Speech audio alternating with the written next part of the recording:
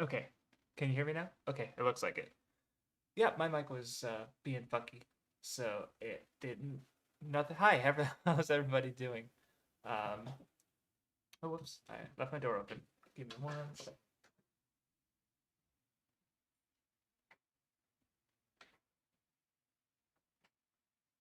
Okay, done with that. Yeah. Hello, everybody. Um, the door didn't close all the way. Oh well. So yeah, we're gonna watch more Danganronpa video. Or no, not more Danganronpa videos. We're gonna watch some Danganronpa videos. The last three that I haven't rewatched yet because I did those. So the last three we actually did on I did on stream with MathWiz a little while ago. I think it's on the Math's Wizardry channel where you watched my first trilogy of Danganronpa videos. It was the on 1, 2, and 3. So that was something else. But now we're gonna start. Then I did a second trilogy on Killer Killer, Ultra Spare Girls, and V3. Um, because that first trilogy I did because of the anime, and the second trilogy I did because of V3. But yeah, I'll talk about the those as we go into the videos. So yeah, um, hopefully. Oh, sorry. So yeah, some or SciDB guy wants to do more writing this week. That's cool because I've definitely been wanting to write more, not even video stuff related, but other stuff as well. But I haven't been able to find as much time for it as I'd like. Hopefully, I can change that today. But anyway, yeah, did I? Yeah, I did change the video. Okay, okay, all right. Or actually, let's. I'm just gonna let it play for a second. Let me know how the audio for the video is, because it's a little loud for me, but I can fix that. I just want to make sure it's audible for you guys. Edgy. 1. A derogatory term used to denote a dark or despair-inducing quality of a work being perceived as try-hard or attention-seeking rather than meaningful. Okay, how is that audio wise? Is it good or should I quiet it? Should I make it louder?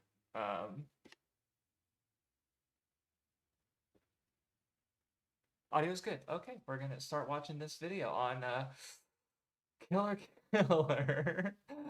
um, but yeah, I guess firstly, I don't know where I got that definition for edgy. I mean, I think it's funny that I have the Japanese katakana pronunciation for edgy there. That's um,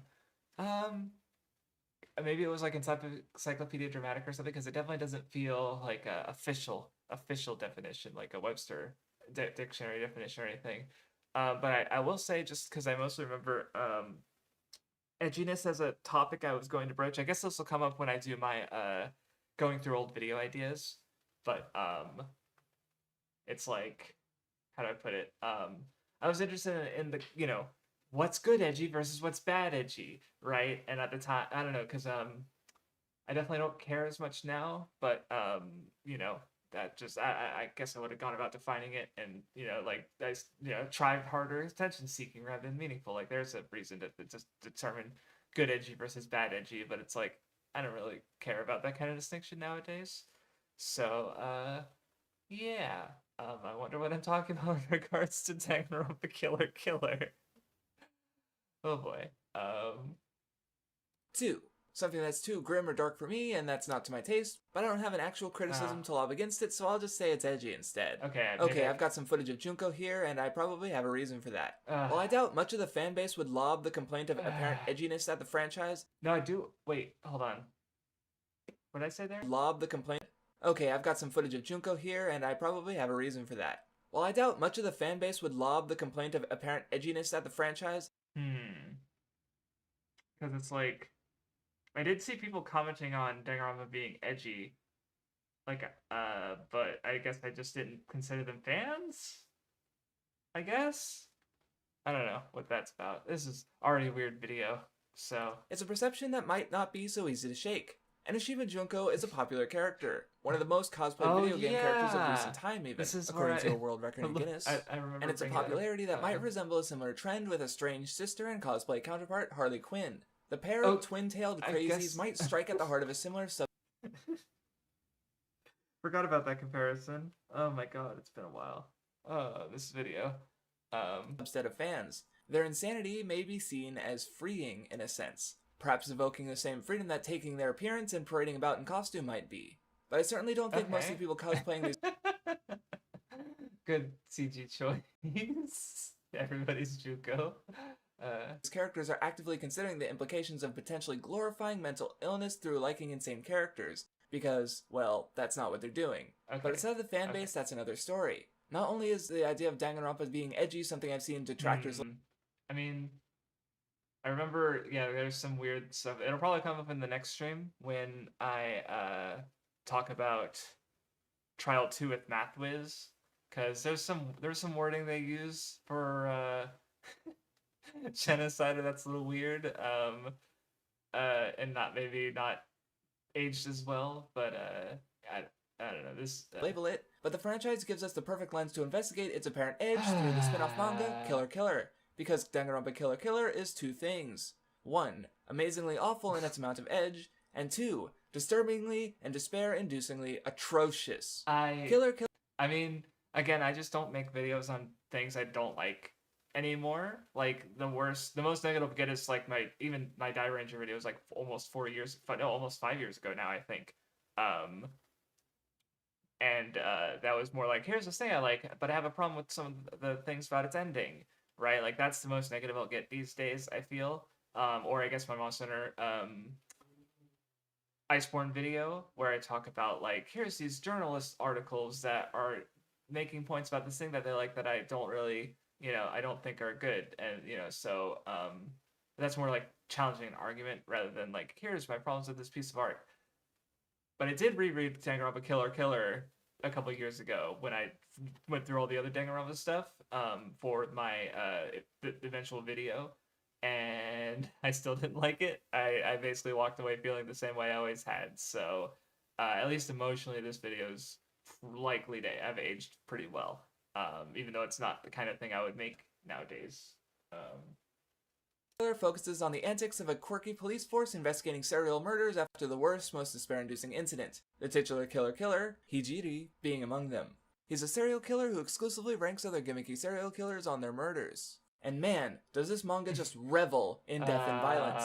Hijiri exists to evaluate various passionate killings, and look cool and stylish while doing it. As little sense as his rating scale makes, these scores stem from Hijiri's pride, as the man so often bests a low score by killing the killer in an even more wild and over-the-top fashion to mimic the murders they themselves committed.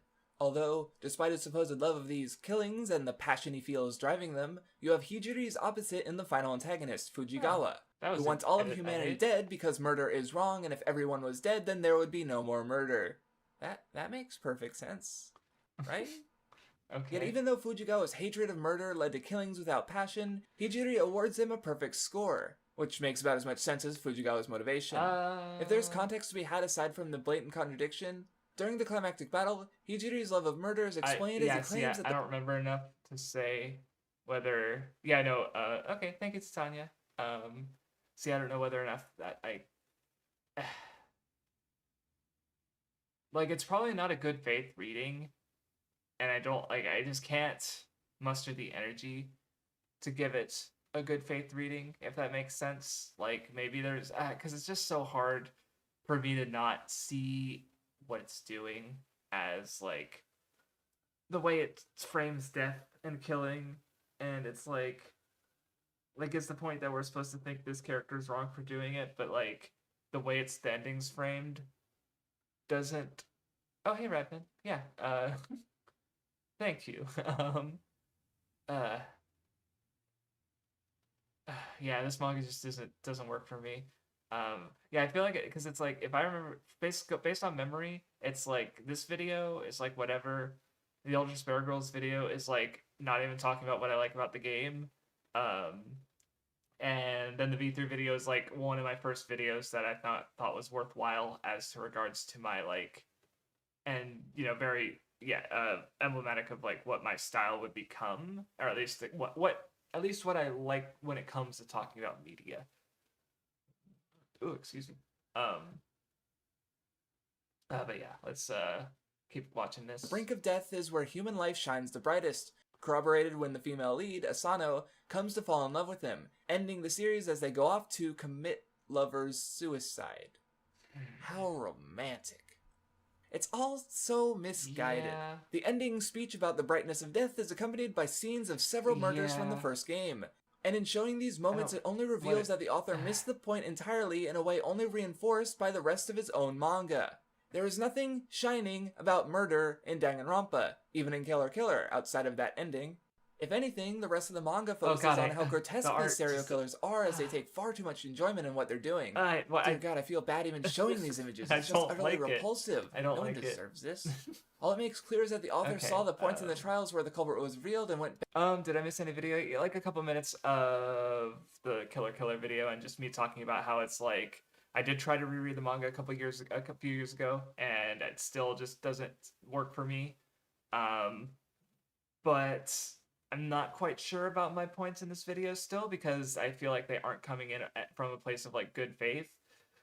But it's also hard for me to have good faith when it's like, I mean, you know, like one of the things I've been framing with the oh, thank you, Radman. Oh, awesome. Yeah, I appreciate the donation, and you're welcome for the Bleach podcast. Thank you for your comments on the Bleach podcast. They're always nice to see. And we got a bunch more to go. So yeah, thank you very much. And what was I saying? Yeah, it's just hard for me to see this Killer Killer in good faith because I just so vehemently disagree with what it seems to be saying, unless the point is that it's like saying it, but it really believes the opposite, even though I don't see a reason to think that just based on the story, I guess. How was I just framing it? Yeah. What was I saying? Like yeah, the way they go, oh, we're going off on a lover's suicide, and then the police chief lady just like, she has a slight smile, and it's like, oh, okay. Also, sorry if you guys hear the sirens. Jesus Christ. I live by like a really highway that's generally considered locally to be pretty dangerous, so there's pretty regular sirens. Unfortunate. Anyway, yeah, I'll just and yeah, I guess, oh, that's what I was gonna say. Comparing it to what I'm getting out of the games is because I was talking on the previous streams about like it's a death game story, which I read to be sort of evocative of like, you know, the sort of competitive capitalist structure, bureaucracies and structures that exist in Japan, and also that I'm able to connect to from living in America as well. And you know, so it's like you have to kill to live. So if we read that into Killer Killer, then the idea is like, oh yeah, us having to like compete with resources for each other and push people out just by the way, you know, the systems we live within. Is that beautiful? Like you know, Killer Killer, I don't remember having much commentary on that, but it doesn't have to. It's just yeah, it's just not my vibe. Not my vibe. Oop, I clicked the wrong thing.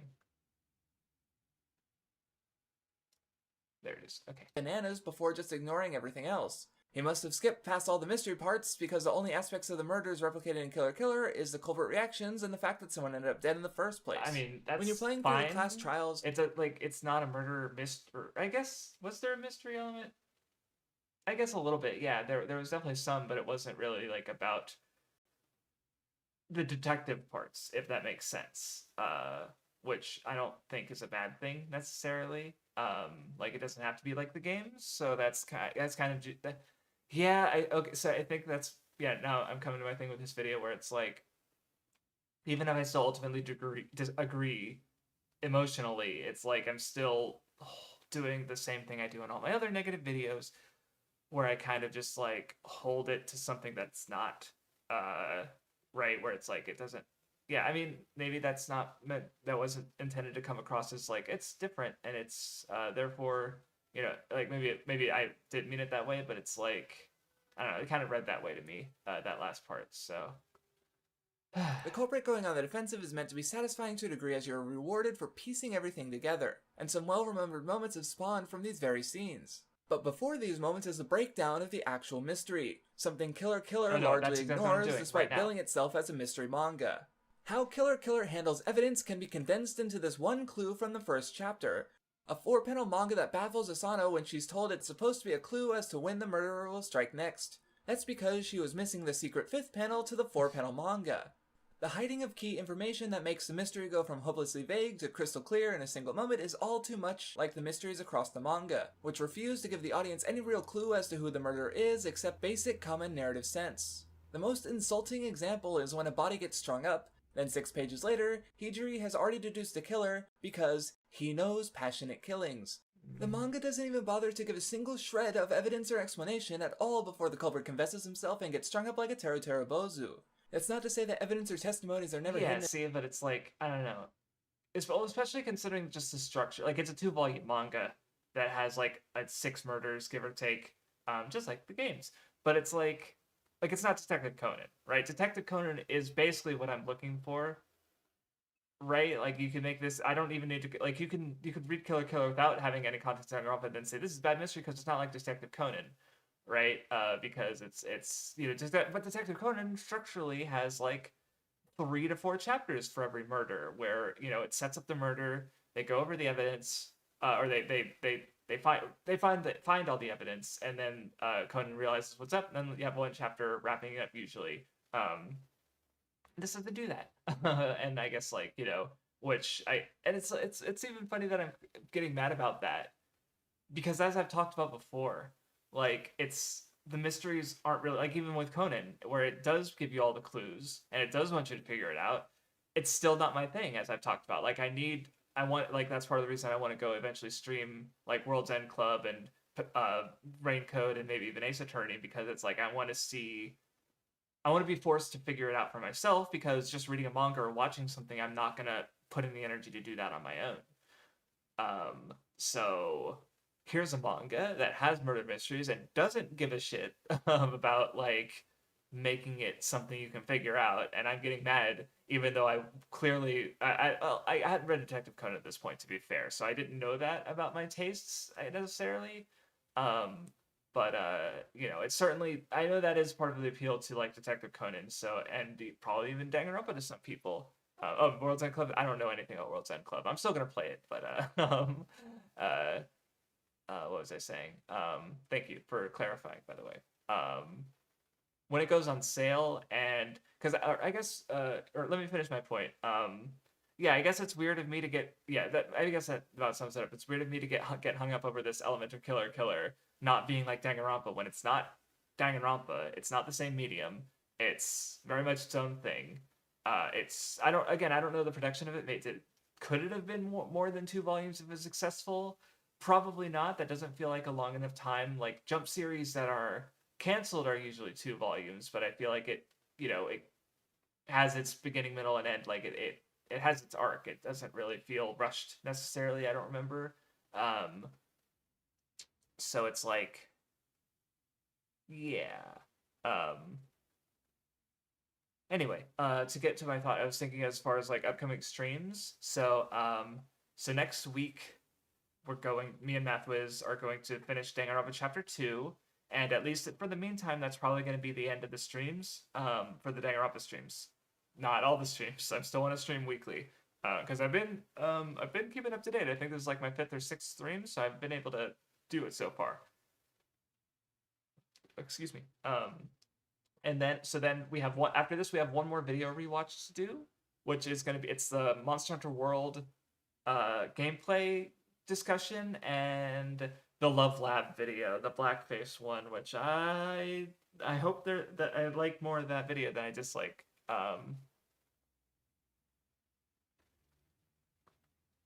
Sorry, reading Muro. Um, I haven't reacted to watch. Oh, I guess what I did with Mathwiz. I was just saying, but I haven't rewatched these videos, and it is funny that I'm also streaming me rewatching videos at the same time Mathwiz is rewatching her videos on a different stream. So we're competing. I think that's where Titania is right now, because she said, "Wish you luck," and then she left, and I'm like, she's watching Mathwiz's, which is fine. She can watch the VOD or whatever. It's fine. But anyway, so next week I'm gonna finish Chapter 2 with Mathwiz. Week after that I'm gonna finish the video rewatches. And then the only project I'll have going is going over old video ideas, which I think I might transition into going over like planned video ideas, which might be fun, when I run out of old video ideas. But I might not just like do that like for, I don't know how long that's gonna take, because most of the ones we went over the last stream of going over old video ideas was like just one document that had like several, like 4 pages worth of old ideas, that I still didn't finish. So But I might basically, as far as what I'm streaming next, uh, if World's End Club, or the other one that's not Raincoat that Kazutaka Kodaka worked on. If either of those go on sale, I'll probably get them and play it on stream. Or I'll figure out something else. I don't know. I have a bunch of ideas. Some of them relate to content I want to do, and I have ideas to watch videos on stream as needed. But like for eventual like the work for video essays. But yeah, so I don't know. But basically, in the meantime, after the next two streams, it'll be old video ideas. So yeah, let's watch more of this video. In the games themselves, but it's typically used to reinforce another point, or change the course of the trial early on, rather than being the key twist to understand what's even happening in the first place. Everybody but where just it really saw loses the thread of the actual games beyond fucking up the basic appeal of the mystery genre is after the killings and mystery are sorted out. When all is said and done, the culprit minutes away from their death at the hands of Monokuma, there's never any revelry to be had despite the trial the characters have overcome. By and large, these characters are killing each other because they're pressed to. Not forced, per se, but by and large incited and incentivized to do so. The situation is hammered home as being the cruel machinations of the madman mastermind, and effort is made to help the audience understand what drove the killers to do their killing. Despite being a supposed master manipulator, Celes walks off to her death a frightened girl trying to keep up the elegant appearance she held herself to.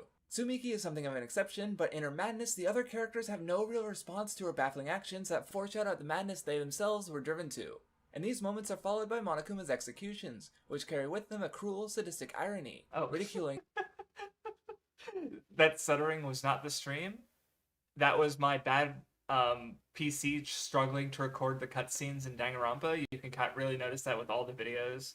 And if I end up editing Danganronpa videos myself, I'll have to re-record the cutscenes with my better computer. But I was gonna say overall, I definitely think this comparison is a little different in that it's not like, oh, the mystery doesn't work. What are these two things goals with the mystery? It's more like, yeah, I don't really. I mean, that's the author's take on Danganronpa and the killings. Because yeah, you can argue that the culprits were fighting for their lives and willing to kill others to do so. But the games do portray it as tragic, and I prefer that framing to the weird, beautiful death thing that the manga was doing. So it is what it is. The murderer for their actions rather than glorifying them. You cannot get farther from senseless serial killings done for pure pleasure than you can the killings of Danganronpa, especially the two placed right there during the monologue. Now that I've tackled some of the broad strokes, there's still a pair of parallels from the franchise to look at, specifically Genocider Show and of course Enoshima Junko. Honestly, I'm pretty surprised that Genocider somehow didn't get as much as a reference in Killer Killer despite being the face of serial murderers in Danganronpa. But perhaps that's for the best, as rather than being celebrated, her nature as a serial killer is something never portrayed as positive. It might be played for laughs as she chases Naegi around in the preludes to her free times, but in those very same free times she expresses her waning interest in murder, that same killing streak initially born out of some mixture of romantic and social frustration being stemmed at long last as she falls in love with Togami. Her murders in the past are no mark of pride, and both in the present and later in her time at Future Foundation, they serve as a badge of past shame she needs to prove herself to overcome. Never does she kill in Ultra Despair Girls, yet the game is plenty willing to revel in her goofiness as she's destroying Monokuma murder bots or being more of a genosaver than a genocider, as she is represented mechanically and in the story by using her strength to help others, especially Komaru. And as a result, I like how I don't know, because my Ultra Despair Girls just kind of never really talks about the story or the character stuff. So the end result is that I actually have more of that discussion, because that's what I like the most about Ultra Despair Girls, especially Komaru and Fukawa, and their dynamic and their friendship is really good. Like, it basically makes Fukawa a good character in this. Not that she wasn't before, but it's a lot of the time she's just kind of used for joke material. And I really just feel like she comes onto her own as a character in Ultra Despair Girls. And that's what I like about the game. But I don't talk about that in my next video. I talk about just the gameplay in ways that I probably won't agree with anymore. But yeah, so this is a better Ultra Despair Girls video than my actual Ultra Despair Girls video. At least it's closer to how I feel about the game, or it talks more about what I care for the game, and just talking about Fukawa's character. So I guess Also, let me know if the audio is a bit staticky. Um, because me and Matthew was recorded the Nen show, and for the last 15 minutes, 10, 15 minutes, the audio got staticky, and we didn't notice until after we started recording. So if there's like weird clicking sounds, just let me know, because that's just probably, I don't know if it's something related to the microphone or the preamp, but don't want it to affect the stream. So just, it's, if you hear it, it's not you, it might be me. Future Foundation's huge double standard, where they uncover Hijiru's identity. Oh, I made this video. I still hated Danganronpa 3 because I didn't rewatch that until a couple of years ago. Because I rewatched it. I played all the games, and then I watched it with MathWiz in call. We watched the English dub. Uh, Maybe I just need a new wire. I definitely need a new wire. Nimanji, thank you. Because it just doesn't. Because I guess I've been unplugging it and plugging it back in, so I don't want to make that motion again. I've been plugging it in and out and in back so many times that it's definitely kind of fucked. And it might have had some issues with the audio, caused some issues with the audio too. It hasn't done that before that I remember, but no, I don't hate it. So on Math's Wizardry, which is the same channel we did the Nen show, on. You can see me and Math was reacting to my old trilogy of Danganronpa videos, and before we talk about the Danganronpa 3 video, I talk about how my feelings changed on it. Like, not enough to feel like going into it in a video sense. Like, even in my upcoming Danganronpa video, I don't really plan to talk about Danganronpa 3 much, if at all. Because there's some interesting elements to it, but I still have some issues with it, but it's definitely, I'm not filled with this blinding rage with that as I was before. Killer Killer, I still really, really don't like, because again, it really is largely that like huge disagreement with its stance on death, I think. So anyway, but I do remember my opinion of the Danganronpa 3 characters in Killer Killer, because it's yeah. The killer, and choose to accept him regardless, arguing that killing can be fine sometimes. Oh yeah. The killer who has promised never to kill again is still being treated like the monster she once was, despite her new path in life, while the killer who takes far greater pleasure in doing so and ends the series promising to make the most wonderful lover's suicide he can gets his wishes accepted with a slight, knowing smile. But where Genocider avoids the problems exemplified in Killer Killer, I only wish I could say the same for Junko. Despite her actions being far worse than Genocider's, it remains that she is paraded throughout the entire franchise almost gleefully. Danganronpa 3 still represents her at her worst, the act of treating her like an actual character instead of the plot device she is, still bringing everyone.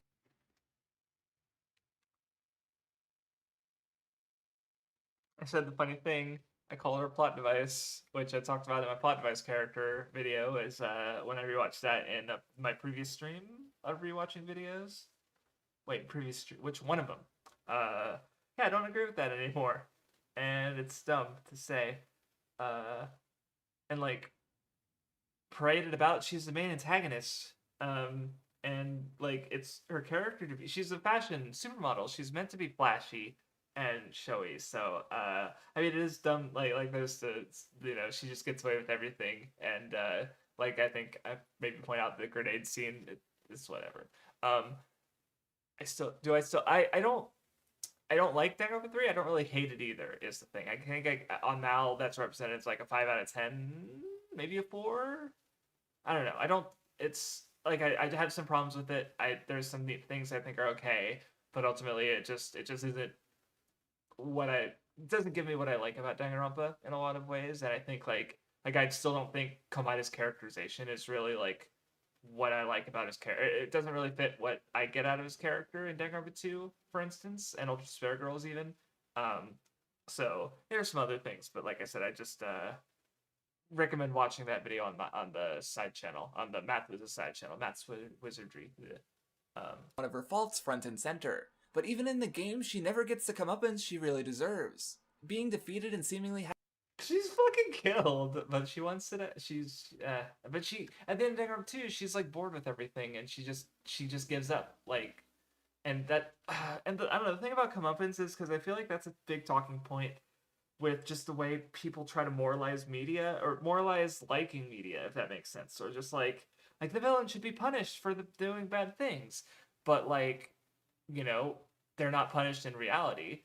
necessary. Like I brought up in the second Bleach podcast discussion, I talked about Unit 731, which was where it was a Japanese science unit that did a bunch of human experimentation in China during World War II, and they were pardoned by the Americans because a lot of their data and what biological weapons were useful.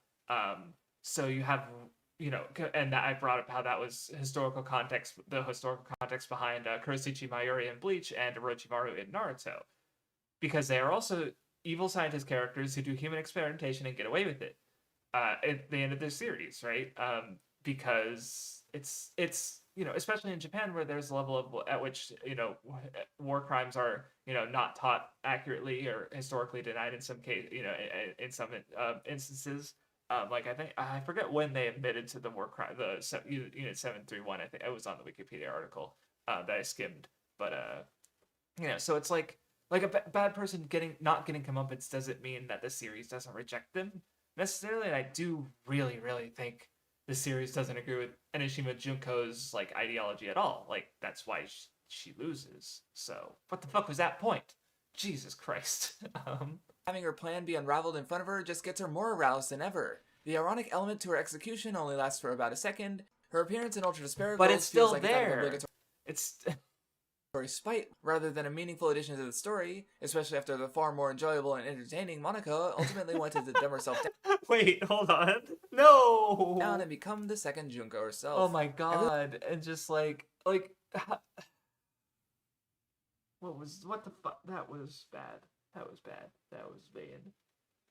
Like I just talk about like it's literally like I like this thing and I'm fine with it, but I don't like this other thing because like Monica's also being a horrible shit and having fun with it, just like Junko. But I'm fine with Monica being a horrible shit, and I guess I could argue like, oh, she does get her comeuppance. She gets crushed by the rocks at the end, or whatever. But they both Junko fucking dies. Why? Really don't have a defense for Junko because she still represents the worst blight the franchise still feels the need to lug around. No! And with her being as much of a face to the franchise as Monokuma, who is also her, yeah, it's not really surprising that Danganronpa gets called edgy by its detractors. Killer Killer might be an obscure piece of shit spin-off that should hopefully stay buried in the ravines of time, but Junko is far more prevalent. No! She pops in to fill I plot just holes make it and allow about the story to shitting on happen, shits up the ending in the Junko. process, and makes it harder than it should be for me to defend some of my favorite works of fiction. Give me a break, woman. What I hope to make clear here is that she and Killer Killer do not represent what I find to be the appeal of the franchise, even if it's kind of a shame that they're in it. Is this the note we're ending on? I hoped it would be more positive. Anyway, now that I've hopefully closed the case on Killer Killer, next on the docket is Ultra Despair Girls, and of course, the hotly anticipated Danganronpa V3, so stick around. Thanks to my patrons for... Yeah, no, I do want to add, because I forgot, I did call them closing the case on Killer Killer, or closing the case videos, and it was more just like, it's a mystery thing. I do want to add that, like, I don't, because there's a finality to that I don't really like, because, like, I was reading, I bought a book a while ago, and I tried to read it, and it was a little too much for me, Christopher Norris on Deconstruction, where he basically talks about the literary history of the term and responses to it, and etc. And I remember there was one part where he talks about how we have to recognize, like, because part of what Derrida was discussing was, like, basically one of the issues with sort of literary critique and analysis was that there was a level he was responding at the time where it sort of differentiated itself from like art, like poetry, for example. And they argued that that was because of the language they used. And what Derrida did is he broke that down. And it's like, well, English in itself is expressive, and I remember, but one of the things was like responding against the way like literary analysis treated it, like the people who wrote literary analysis treated themselves as like the final word can't be the decisive one. I think I'm butchering it. I'd have to look it up again, but it's like, so when I say closing the case, like I don't think I even at the time meant to imply like this is it. There's nothing more to say on Killer Killer or Ultra Despair Girls. So definitely not true in that case. And V3, especially because like I mean, it's like as far as we can tell, the Danganronpa franchise is basically over. I think we've talked about this before, because I remember like, oh, are they doing Ultra Despair Girls too? But then it was brought up that no, the call for animator or for people working with 3D environments was probably for rain code.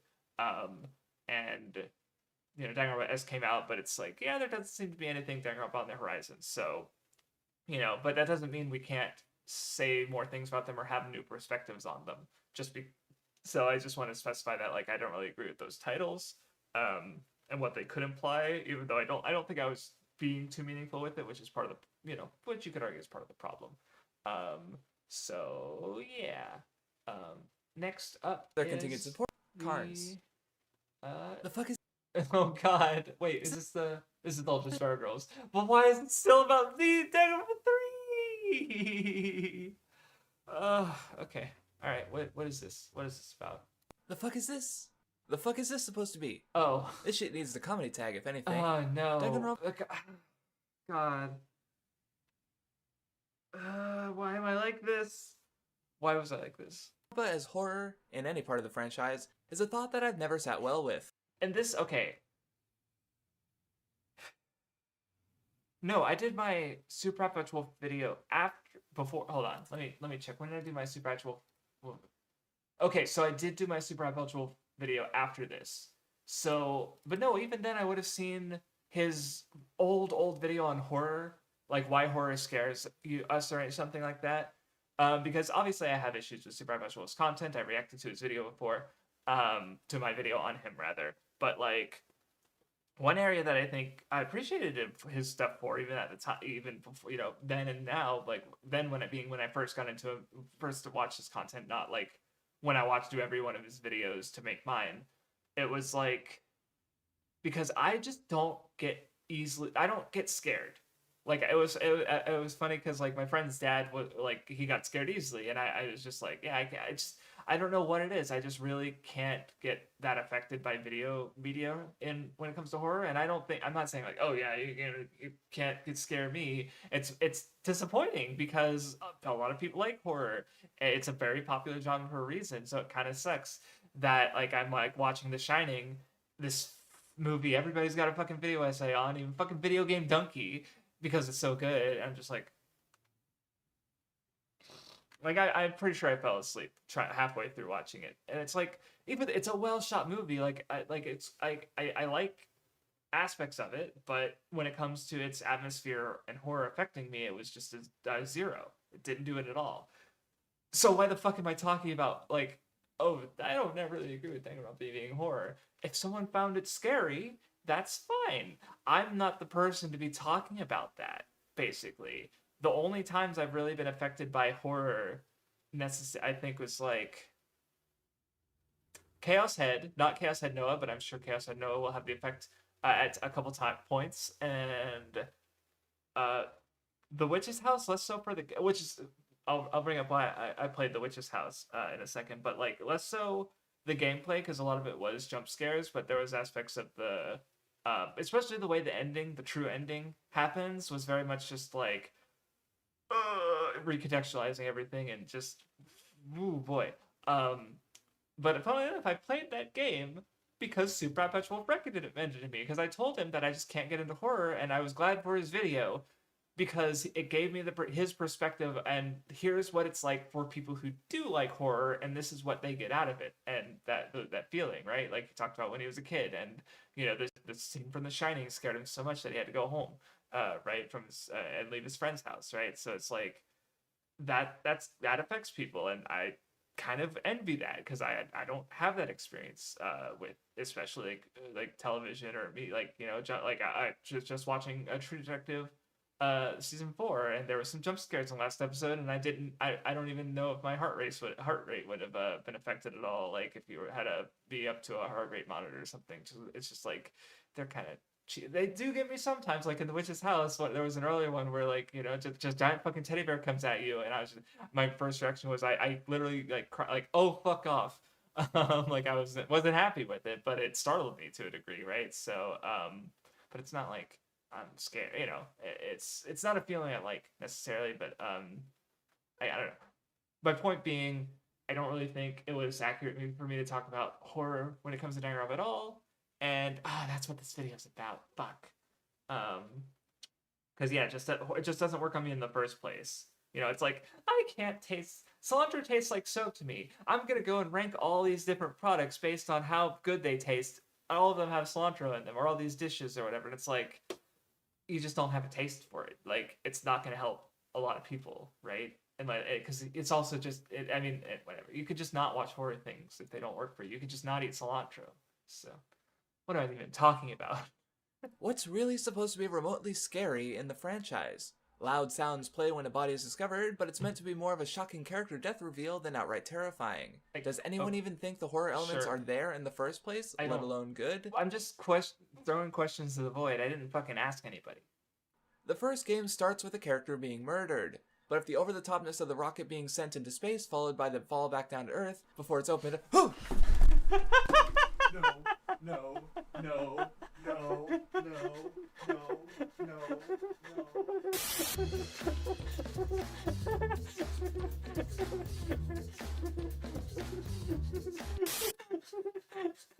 That was funny, okay? Like, the buildup of me, like, I'm too scary. I'm not scared of anything, and a skeleton pops out, and I'm actually, like, spooked. That was funny. That caught me off guard. I completely forgot about that joke. I'll take, you know what? I'll take it. I'll take it. No, I agree. Good bit. Thank you. I liked it.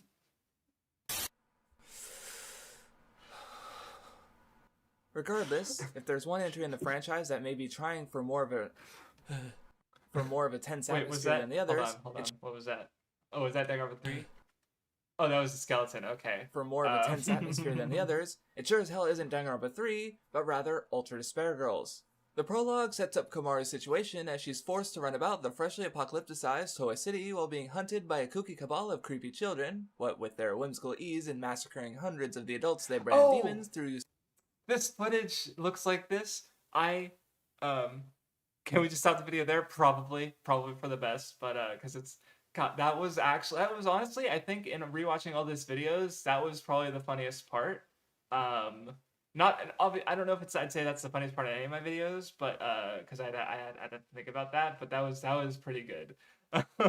Just like when it cuts back and I'm like, still heavily breathing and But so anyway, the footage looks like this because I literally sent my Vita to Japan to get a capture card installed so that I could record footage from Ultra Sparrow Girls and Danganronpa V3 because these videos came out before there were PC releases for these games. There were PC releases for Danganronpa 1 and Danganronpa 2. I think I pirated Danganronpa 2 because I didn't want to pay for it again because I'd already bought it on Vita, and so I only own Danganronpa 1 on Steam, which I did buy because I didn't have it on Vita and I didn't have it officially, so I was like, I'll buy it, sure. So yeah, so if the footage looks weird, that's because I was literally recording off of like, because it's like, the capture card is just like it's inside the Vita. Like I remember having to plug something into here and it would actually be able to record the footage. I don't think I'll ever need to do that again, but it's still there, I guess. I'd have to figure out how to do that again, but yeah, so anyway. Some playful looking barrow robots. Very playful. Being the player's primary lens into the world, Komaru's demeanor and mood is something that really never carries over into gameplay.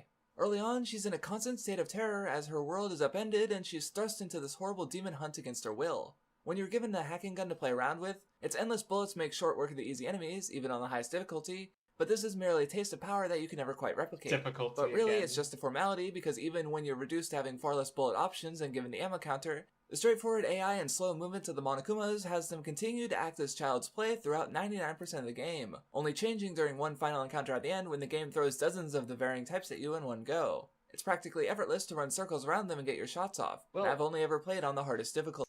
Yeah, see, and my thing with this is because like this is the only game of this, like, because I feel like no, I think it was one of no, there's a point. I'll bring it up when I get to there's a specific point I bring up in this video that I remember rewatching it or thinking. No, I'll talk about it. Komaru's terror is something made impossible to draw a connection to from gameplay to story despite both areas trying. Look, it's a new character almost identical to their relative, a character you're supposed to like from playing the first game. With that, and only that established, The game desperately tries to get you to care as this character you were just introduced to 5 minutes ago is fucking dead. The gameplay side is not much better. Your aim slowing your movement speed is normal, but the hacking gun is Kamaru's only form of attack. Firing blind is not an option, and there's no melee attack to Ace fall back on, gameplay or even a footage. damaging bullet with infinite uses. Crowd control options are limited to select situations of enemies and placements, often very clearly signposted. The only option the player really has is the paralyzed bullet, which is much more effective when water is available, keeping it from being too useful next to its limited stock. The lack of options should push the player into running it safe and cautiously against some large odds, keeping their wits about them against a flood of enemies, thinning the herd carefully with limited resources. But even beyond their status as inconveniences rather than engaging or threatening encounters, the lackluster rewards for engaging with them render any time spent generally not worth it. You get coins and experience to upgrade your characters to make the already easy encounters even easier, and slot machines analysis whatsoever. Like, it's just, again, it's just me explaining why I don't think the gameplay is that good. But like, even talk about it from a horror perspective, is I really haven't played that many horror games. Like, I haven't really played any Resident Evil or Silent Hill, right? So I can't compare the atmosphere or anything, or how the gameplay works to get across its horror necessarily. Because I don't have that perspective. Because like the third person shooter is reminiscent of, say, like Resident Evil 4 onwards, or so it's but I haven't played those games, so I can't really compare. It is more like puzzle based, like just the way the bullets interact with the Monokumas. Like, and you straight up have puzzle sections that are about using your I vaguely remember where I'm going with this, but give you enough drops to get by as it is. So you kind of end up at a point where it's generally in your best interest to scoot on by encounters to the next cutscene where you won't be followed. This coupled with UFO... Yeah, and I'm literally just talking about how I played the game, right? I'm not like breaking... I didn't look up other people's footage. I didn't ask other people what they think. It's just very much like me using only my perspective as some sort of like monolith. Like, oh, I found it easy. Well, I mean, I was just thinking about it because there was a tweet or something comment regarding Final Fantasy 16, another game that I haven't played. But like, apparently when developing it, they wanted to make it, because it's a bit more like it's more of an action game, that like, and they wanted it to be more accessible to people who only played Final Fantasy and hadn't really played, like, say, Devil May Cry or Metal Gear Rising or Bayonetta or any of those other kind of action games that it's drawing from. So the result was a game that, Final Fantasy fans might like, but maybe if you're like really big into those games, well, how does Final Fantasy 16 appeal to you, right? Maybe is the gameplay like that good? Probably like not, right? Because people like Devil May Cry because it has like there's a good depth to its gameplay and figuring out like what's the best move to get to, how to get your SSS ranks in every encounter, right? So saying it's easy, it's like, well, one, I'm just like, there's a level of like, I'm good at this game, right? But I hadn't. What if you've never played a third-person shooter game? Like, even if I hadn't played Silent Hill or Resident Evil, I'd played Gears of War, or So there's what was some there? I played just shooter games in general too, like Halo, but so for this game, for Danganronpa, like, they have difficulty levels, but like, of course there's a level at which they're gonna make it easier because they want it to be accessible to Danganronpa fans who don't play these kind of games, right? So I'm just not sure, like, me talking about how easy it is supposed to get across. So you shoot to regain your bearings because of the practically non-existent level design, and you get a game where the ideal way to play is to just kind of not play. Because the game really doesn't want you to play. It's a good thing that the strongest aspect of Ultra Despair Girls is in the characters, because you're lucky to go for 10 minutes without some kind of cutscene or interruption. Especially if you go out of your way to get certain collectibles, which give you a reward in the form of yet another cutscene. And these aren't short either. Ultra Despair Girls gives the Metal Gear series a run for its fucking money when it comes. I haven't played Metal Gear. I haven't played it. I know it has long cutscenes apparently, but also people still really like it. Am I using that in a negative way? God, like, I think I was really affected by the Metal Gear Solid 4 discourse because people are like, huh, cutscenes, nanomachines, LMAO. I've never played it. I've played Metal Gear Rising. That's it. It's not even a Metal Gear Solid game. It's not the core appeal of the franchise. So I don't know what I'm fucking talking about here. Do you think Danganronpa? Do I think Danganronpa as a franchise has more potential? I mean, I'm sure there's stuff you could do with it. Like I've written fiction for it, so I definitely think there's interesting elements about it. Um, that the games, that didn't necessarily go into. But I'm also fine with it just being done with as a franchise and just there not being any more. So if it happens, it happens. I'm at this point. I think I'm already committed to just checking out everything Kazutaka Kodaka's name is on. Because like I said, I talked about playing his other games on stream. And after that, it's really just a Gurren 5 and Tribe 9, which I never finished, and whatever else he comes out that his name's on. So it's like, yeah, I mean, if so, yeah, like I said, if more Danganronpa comes out, it happens, and I'll check it out, I guess. So even if he's not involved with it, is what I was hoping to get across there. But anyway, comes to the balance of gameplay and story.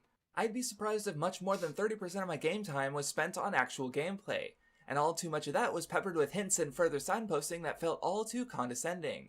I suppose it shouldn't come as much of a surprise, given that it's based on a visual novel, but if the gameplay yeah, it's trying to appeal to people who like Danganronpa by giving him lots of character dialogue, just like in the actual game.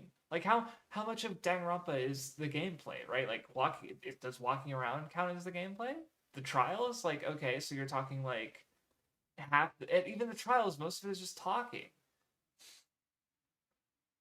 Gambler's Parade. I think I might have seen that, but I forgot. Oh, I did have that. I think I have that written down in my manga backlog. But oh, what? Yeah. So thank you for reminding me because I don't know that it's translated. However,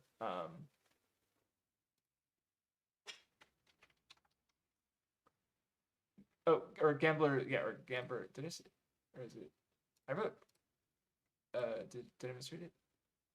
I wrote Gambler's Paradise, so I don't know which of us misremembered, but yeah, but I do have it written down. Thank you. I just like I said, I don't remember how much of it is translated, if any.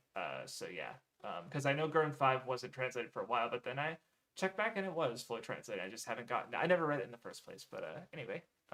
change was meant to be a selling point, then why is it made to take a back seat to the rest of the narrative rather than serve as a centerpiece, or even work with it? And even if it's You not could there say to be a that centerpiece, then why could it at about least be?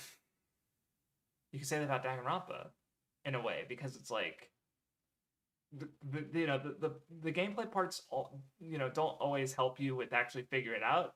Like if you don't know the answer, because I ran into that issue sometimes. Where it's almost becomes more like trial and error.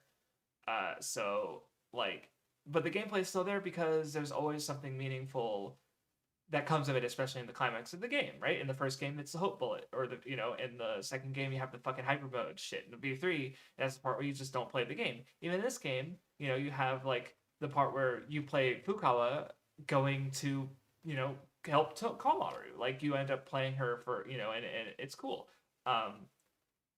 So yeah, I don't know. This is not a good video. This is not a good video. Somewhat fun.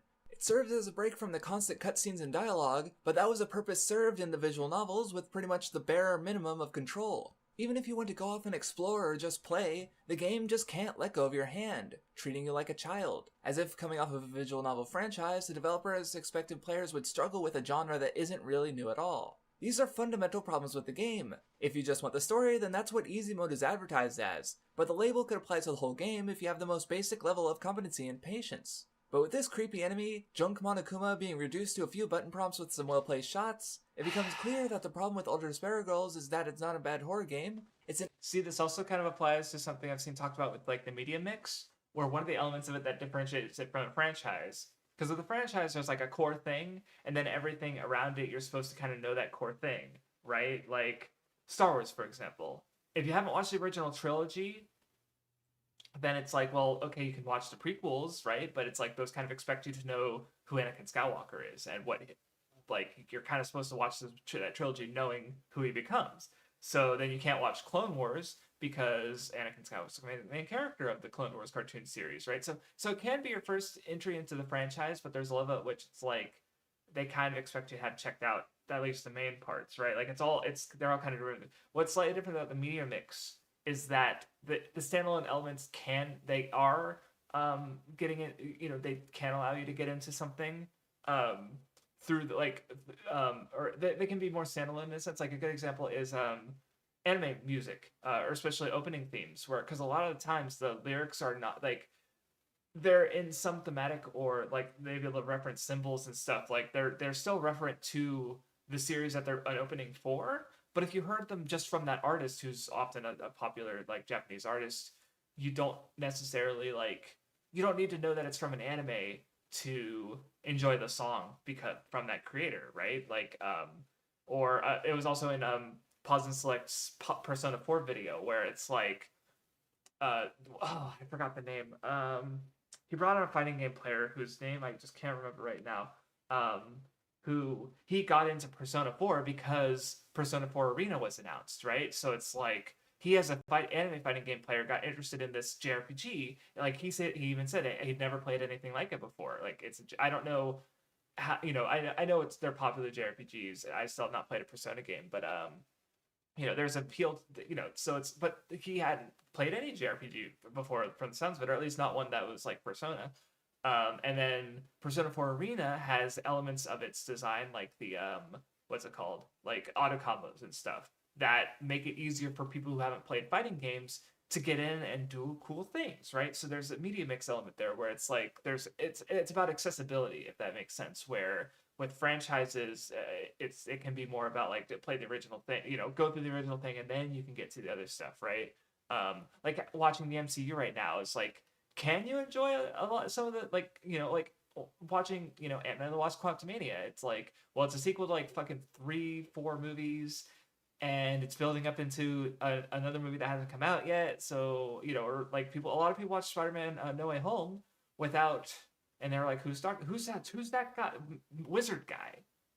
It's like it's I don't know. It feels it's different, right? Because I feel like this game they explain enough that like obviously there's stuff there like the Junko reveal at the end. It only makes sense if you've played Danganronpa, but most of the game I feel is reasonably like they explain to you enough, and they hide certain things, right? Like Komida's hand is hidden. It's because they're making it so that if this is your first exposure to the franchise, there's still things to get out of playing the rest, right? Because you could still be surprised by the reveal of Komida having Juko's hand. So and the fact that his personality is the same, right? It's like I never had the experience of going into just Danganronpa 2 having only played Ultra Despair Girls, but it sets itself up to be your first exposure to Danganronpa.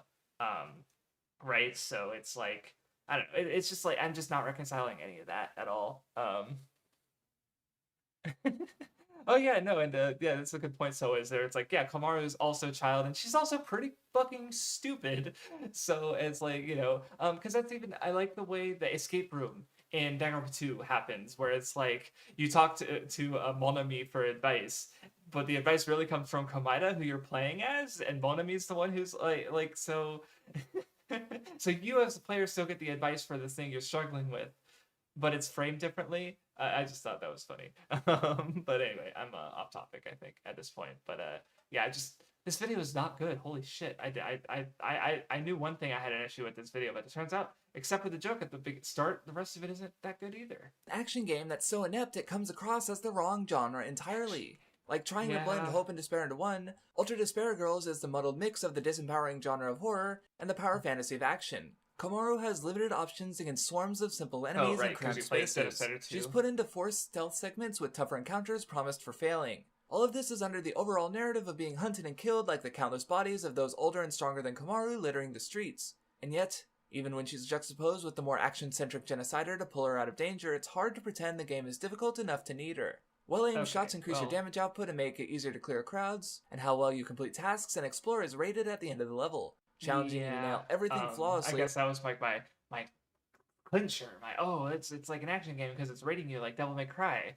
But again, I haven't played horror games, and I don't know if they also want you to be like replayed. If because I know people do replay Resident Evil and those games a lot, right? So and there's you could do better. And there's different endings and different scenes you can see. So it's like I don't know what I'm talking about. Then or now. like the action games it's trying to be. Oh That is, yeah, no, I agree. So it's the part where Komaru is like, "Ha, I beat your brittle child. Like I owned you," and it's like, and Komaru or no, Fuko is like, "Dude, she's like that's like an 8-year-old. Get over yourself." Like, yeah, it's funny. in spite of a retry option that counts against your score if you use it, Oh, that defeating pissed the me point off. of retrying everything to perfect your score. Because I got so I've gotten all the achievements for every Danganronpa game except for Danganronpa S because I barely played that one, and that's my anger at like struggling to because it's like, I think I'm probably thinking of Metal Gear Rising actually because Metal Gear Rising also I would have played it at this point and it also ranks you after you finish a mission, but you can retry an encounter if you like because one of the things you get points for is not taking any damage. So if fight him, but you're fighting the guys and you take damage, you restart and it doesn't count against you. So it just annoyed me that like it did because I had to. There were some segments I had to replay like several times because I would like instead of using the retry option, you just have to like restart the level. So it's like, well, why do you even have the retry option then at all if it's just going to count against you? So that was just me being annoyed at that because I think you get an achievement for like A ranking or S ranking all the levels, whatever's for the most. Whatever the high score is. So Yeah, I 100%ed this game 2 years ago, and I'm still kind of mad about that. that's what I just Really, said. Okay. the greatest sin of Ultra Despair Girls is And that it can be Temporary so Monica. damn boring That's- so much of the time. She's so good. What little I hate gameplay her. is there She's just great. isn't given either the polish or focus needed to be engaging. And the rest of the story is passable, but not quite enough to justify it. In the visual novels, yes, there is less gameplay, but it forces you to engage. Yes, you can get the gist of it through a Let's Play or something, but actually playing it forces you to pay attention to what's going on and what's being said as you figured out what happened in these kooky murders. We It's saw easy, that. sure, but it's still Last time because I was or no during the trial no and just in general like, there was so many times where I was like, wait, where is I supposed to go again? Because I was just kind of only half paying attention to the dialogue because I was trying to talk with chat. So yeah, that was an accurate observation. It's satisfying moments when you click the evidence together, especially the first time And- through when some line of dialogue points out something you didn't notice, and it sets off that domino chain in your brain, allowing everything to fall into place. Oh, I will no, always okay. remember that first moment when I realized Owada knew too much and finally got through my brief roadblock in the trial. There was nothing stunning about it from a gameplay perspective, but had I been outright told rather than forced to figure it out for myself, I might have never even finished the game and gotten into the franchise after the first trial where the name of the killer was literally written on the wall. Ultra Despair Girls never had a moment of satisfaction like that. The gameplay all just blends together in a swirl of mediocrity, padding, and tedium. It doesn't engage you in the story or characters that take up so much of your time because you barely need to play to get by, short of a few moments towards the end. It could have just as easily been a 12-episode anime spin-off or movie trilogy or something, and that's the worst thing you can say about any game. And that's kind of a shame because despite the flaws and general ineptness, Ultra Despair Girls is actually alright. Or at least there's enough good here to put it miles above pretty much every other spin-off in the franchise. Komaru and Fukao play off each other. I mean, yeah, that was a dig on Killer, but I think personal rating wise, I gave both Danganronpa 0 and Ultra Despair Girls a 6 out of 10. So even if I say I still prefer Ultra Despair Girls, which would say I do, like, it's not miles above Danganronpa 0. Like, they're both pretty okay. And there aren't that many spin-offs that I can think of. Aside from those, I guess I was counting Danganronpa 3 is not a spin-off, which might have been what I was implying there, because I say it plurally. I haven't read the Kirigiri light novels, which are apparently translated now. Those might be better. I've heard they were good. I had them recommended to me, and I have no drive to check them out right now. But they could be better, or I could like them more rather. And then the Togami light novels are apparently not that good. But if they ever get translated, I'll check them out anyway. So yeah, I don't know, just a dumb line. Oh, these videos are worse than I thought. Oh god. They're amazingly, and those little cutscenes from finding the collectibles really are worth it. The Warriors of Hope are by and large tragic, with their histories of abuse to balance out the fun antics, resulting in a memorable bunch of antagonists. There's not a whole lot to offer in the story. There's a motif of hope turning into despair, coupled with the adult-child power dynamic, horrific abuse, and Komaru's empowering self-actualization, that winds together into a climax of friendship? Yeah. It's not terrible, Friendship but is like the horror in based. action, none of it... No. Power of friendship is awesome, and don't let anybody ever tell you otherwise. really blends together to form anything of meaning, especially as the game itself has been rendered meaningless by a certain future installment. Oh, okay. Not a lot gets resolved in its own climax, and the epilogue goes on about some grand final battle between hope and despair that the stuff in Toei City was supposed to be preparation for, but Junko doesn't do shit after Danganronpa 2, and neither did Monica really, so... I mean, is it... Danganronpa 2, that's the battle they weren't, I mean, what am I talking about? What am I talking about? Oh my god. God. Whoops, that didn't age well. Gotta love dropped plot points. It's worth at least a play if you're invested in the That franchise, happened, but on the I whole, guess. its hope of living up to the mainline games is just another path to despair. See, look, I can say hope and despair a bunch of times and pretend it actually means something. White despair and black hope? Shut the fuck up, you stupid bears. V3 is next. I know you've been waiting for it, but I want to talk about the rest of the franchise too. I'm sorry. I've been trying to replay V3, but there's another... I do like the Monica. skeleton. It's pretty funny. Thanks to my patrons, such as Vladimir's, Mathwiz Volkion, and Peter Cairns for fighting against the impending skeleton army, and you can join the fight through that link right over there. God. To say Okay. I need a breather. Oh, we're on the last video, and this one's actually okay. I'm pretty sure. Like, it's probably just gonna be like, yeah, that's fair. Oh, but it is a half an hour long. God. Oh, that was rough. I actually think I dislike the Ultra Spare Girls video more than the Killer Killer video. Probably because, like I said, I still agree with the Killer Killer video in some regards, emotionally, even if I think like there was some iffy parts about it. But where the Ultra Spare Girls video is like, wow, you should not be talking about this. Shut the fuck up. Like, I'm gonna fucking smother you with a pillow. Christ. Oh god, don't take that line out of context. Anyway. To say the individual endings of the mainline entries in Danganronpa are... Oh, so the audio is messed up here because,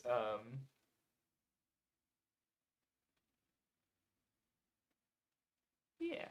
Sorry, I just read So's comment on rewatching through Matthew's Let's Play, which is cool. But I was gonna say, so the audio is messy here because, there was a pretty big gap between this video and the last one before it. That wasn't necessarily because of its length. That was part of it because I did, like I said, I replayed V3. I played V3 and then I replayed V3 because like its ending is so like holy fuck that I kind of wanted to go through it again just to pick up on it, make sure I was getting everything. But like I got sick. It was a problem, and the problem with that is like if when I record and my voice is so important, I literally can't like talk properly or like and I'm pretty sure it's like because I recorded my audio knowing that so I could start editing it because I really wanted to get this video out there because it's Danganronpa V3 and it just recently come out, so I wanted to be timely. But I got sick, and so I'm pretty sure like I did re-record it, but it was still iffy. So if it's because I definitely noticed it sounded a little weird from the start, but that's definitely part of why is because I was sick. So or I'd gotten sick and I was still recovering at this point, but I think it's still audible in my voice. Are less than liked is something I don't think is an understatement. Numerous major deductions lead to plot revelations that don't have much time to set in during a climax much larger than the small room everything takes place in. With that, there's leeway to argue that these endings generally don't hold up to the game that came before. It's the eternal struggle the mystery genre finds itself in, but through its high amount of exaggeration, the stumbles of Danganronpa specifically are of note. In previous videos, I argue for the amounts of good to be found over the bad, but things have been taken to a new level with Danganronpa V3. The ending of V3 turned the game on its head quite unlike any other entry in the franchise, while arguably calling some aspects of those very entries into question. And with a series as relatively simple and consumable as Danganronpa, that led to a divided opinion you don't exactly get every day. So in the most literal sense, what the fuck happened? If you feel like you've already got it worked out, skip to the timecode here, or join me as I lay out the game's multi-layered meta-narrative. At the savory centerpiece, we have the fictional universe of the Danganronpa franchise, consisting of the first two visual novels, the anime sequel, and various spin-offs. The most important thing to note is that it remains as being distinctly separate. V3's additions to this universe are simultaneously very small, yet endlessly vast and deliberately riddled with plot holes. As if the Hope Speak universe wasn't a clusterfuck anyway. Meaning that unless a later entry expands on the possibility, the Hope Speak universe... I mememed on that clip in my Danganronpa 3 videos, so I kept the cutout of when I edited a bunch of them, I think. I don't know. Just seeing it again made me laugh. Remains untouched. V3 doesn't affect this layer of fiction retroactively, but rather builds off of it, the events of the story being written in universe as real fiction, made as entertainment for those in the outermost layer of V3's reality. See, I feel like at least I usually don't like plot synopsis, but yeah, because I mean yeah, because that's why I was about to yeah, Muro bringing up like or hold on, let me read. I still don't get why some people are bothered that games that are fictional are also fictional in the fictional world of another game that's fictional. Like every other gripe I can get, but somehow yeah, that one's yeah, no, that's I think that's kind of why I wanted to be very because I generally I don't care for plot synopsis in videos. But in this one I felt like just explaining just to make sure people got it because the game had just come out. I feel like I've probably seen some confusion about the exact details and because remember it could have also part of it been just people like missing some key bits or then just not hitting properly and them just not getting the full picture maybe at the time like this video is old, this game's what 4 or 5 years old now. So like I felt like I still to a degree feel like I was justified to go over it because it's a lot. They hit me with a lot in that last trial. Though separated here, they do reside in the same space of existence. The best way to think of real fiction is as a mashup of pro wrestling and battle royale. Like wrestling, the flesh and blood characters have their real identities and fictional ones. In a sci-fi twist, they were once fans who wanted to take part in the killing game and had their memories overwritten so that they now believe themselves to be the fictional characters they portray. However, there is no safety net here. Like in battle royale, if they die in the game, they die in real life. Though that's semantic, as to have your personality overwritten is a figurative death in and of itself. The older personality cannot be restored. The outermost layer of reality is a bitter one, and it's one that actively cheers on and enjoys this death, people hunting for fame at the cost of their lives.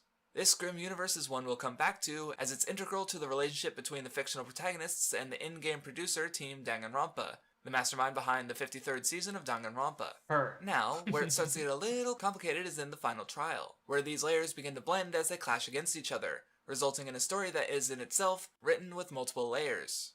At the innermost one you have V3's pure fictional narrative, Danganronpa V3 as the 53rd entry in the franchise. With the meteor set to extinguish all life on Earth, Hope's Peak headmaster Nagi started the Gopher Project to send 16 talented students into space so that they might continue the species. Even to this day? Okay, interesting, because yeah, Coleman just said that graph might be necessary for some conversation, so I'm glad that it exists then, because it is really, like I said, it's a lot, and if, people walked away from, like, feeling like, because I think, like I mentioned before, I feel like a lot of the game's conflict is existentialism versus nihilism, and I think what better way to say nothing matters than it's like nothing that just happened, all of your memories, it's none of it's real, right?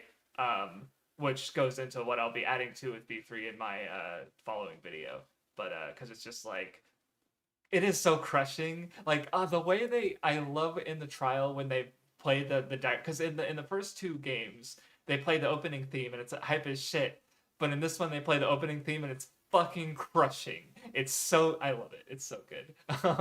Also avoiding a deadly virus carried by the first meteors. I forgot about the Super virus. High School of Despair, in classic Death Cult fashion, made an effort to put a stop to humanity's survival. However, as this plot is discovered, the characters deduce its failings. Factual inaccuracies and inconsistencies reveal lies, leading them to discover the fabrication of the flashback light they believed were unlocking past memories, but were in fact giving them new ones. The characters are faced with the artificiality of their existence as they confront their nature as being characters in real fiction.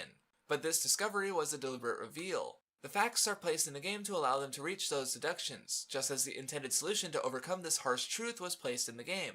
Kibo is not a real person, turned into a fictional Hope Speak student, but serves as the surrogate to V3's real audience, who collectively vote to guide his actions. Okay, this is where I'm actually stopping, because like the first part I was like, yeah, I get that perfectly, and this part is like, right, no, this is what it is, because it's like, because yeah, there's the fictional narrative, and then there's the just constructed breaking away from the narrative part, but then there's the actual breaking away from the narrative part that's like the climax, like, so, and this is all within the same trial.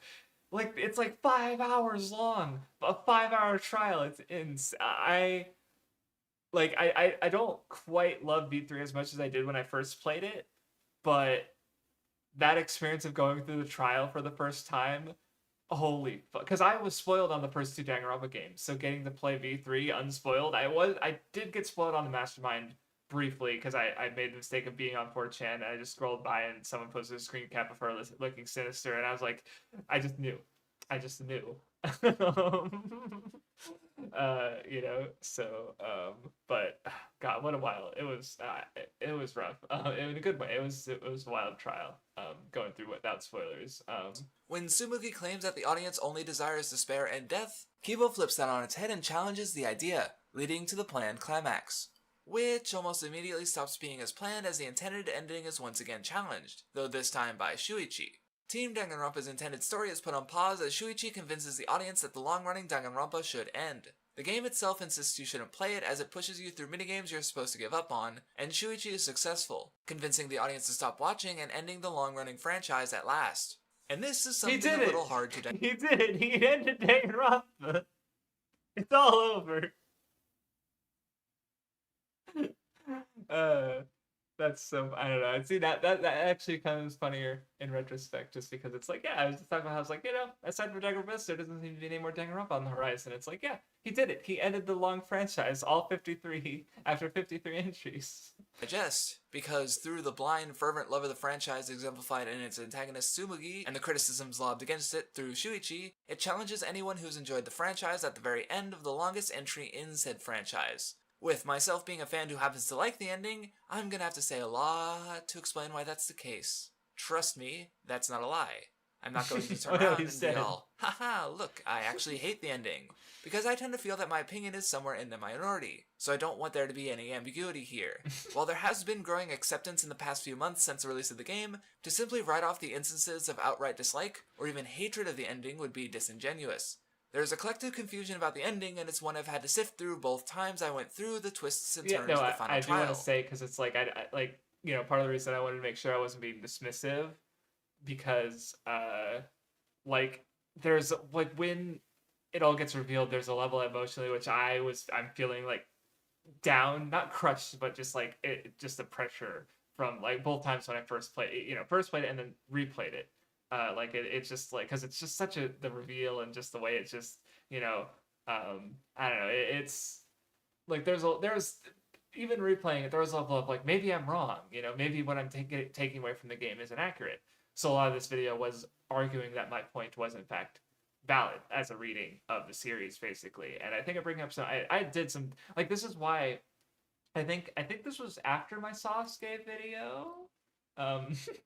I just laughed because she's like slightly turned. No, this was before my Sasuke video. Yeah, no, so oh wow. No, this was the first, okay, the closing the case videos were the first videos I did after the tirade on Fairy Tail. So this was the video that made me go like, okay, yeah, this is what I want to do with my channel. Like, instead of like shitting on stuff, which was literally like the tirade on the tirade, not the tirade on the tirade, that was later. The tirade on Fairy Tail, and then the Killer and Ultra Spargos video are me shitting on stuff, right? But then I did this video to take a controversial entry, like, which I like to think that it's turned around to a degree after so many years, but I really have no perspective. I hope it's that, but I just haven't really heard many people talk about it. Just, I remember some people, like, I think, I don't know how he feels about it now, but why can't I remember his, Kenapa Effect. He wasn't, he took the ending as like, oh yeah, this Kodaka's tired of it and he doesn't want to drag Danganronpa anymore. And, and like, or just feeling disdain for this franchise from it. And I was like, that's not how I feel. And, so I really wanted to make sure I, like, not only made my argument, but I, like, had my, like, I bring up interviews, I think I made a pretty solid reading.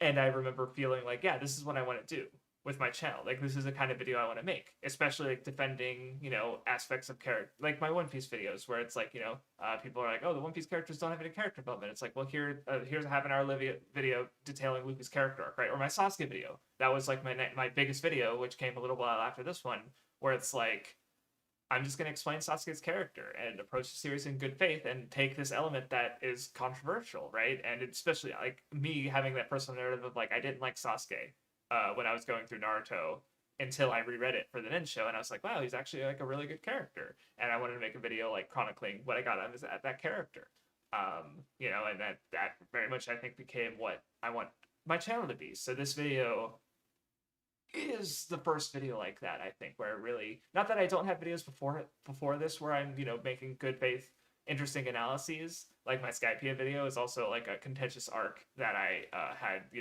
what brought up some interesting points, and even if I think I have issues with that video and how it ends. But yeah, I just want but yeah, no, this video, I forgot how important it was to me, and just the general uh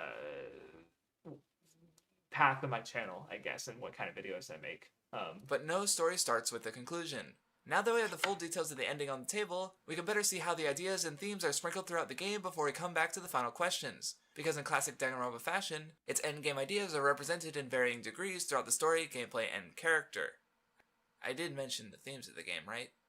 Well, as it turns out, all this meta-babble and multi-layered narratives are in service of truth, lies, and fiction. Fiction being an obfuscation and abstraction of ideas that exists as a lie but still reveals truth, and how even fiction can change the world. Seeking truth is the core of any murder mystery, but V3 mechanically introduces the ideas of lies in its non-stop debates, the most prevalent form of gameplay. When questionable testimony sends the discussion down the wrong path, the guiding character needs to steer things back with a lie. This deceit from the mouth of a protagonist we're supposed to be following is justified with lies being another path to truth, in that through lies being an omission of facts, they may go on to reveal other information, or contain new information in and of themselves. For instance, when Shuichi goes along with Himiko, claiming her illusions are in fact real magic, she gets nervous and is pressed into revealing a part of the illusion that helps alleviate her of suspicion. Not that anyone questions this convenient revelation. This newfound reliance on deceit isn't at the expense of seeking truth, however, as explored in the optional backdoor of the first trial. Shuichi attempts to lie so that he might protect Kaide, the culprit of the current trial. Shuichi's lie is yet another instance of him retreating further into his cowardice, bred by an incident in his backstory where he had a criminal convicted who had only killed out of vengeance for his murdered family. The moral ambiguity of his actions instilled within him a sense of self-doubt at the merits of his supposed talent, and this in turn hinders his skill in detective work during a killing game that so desperately needs that talent.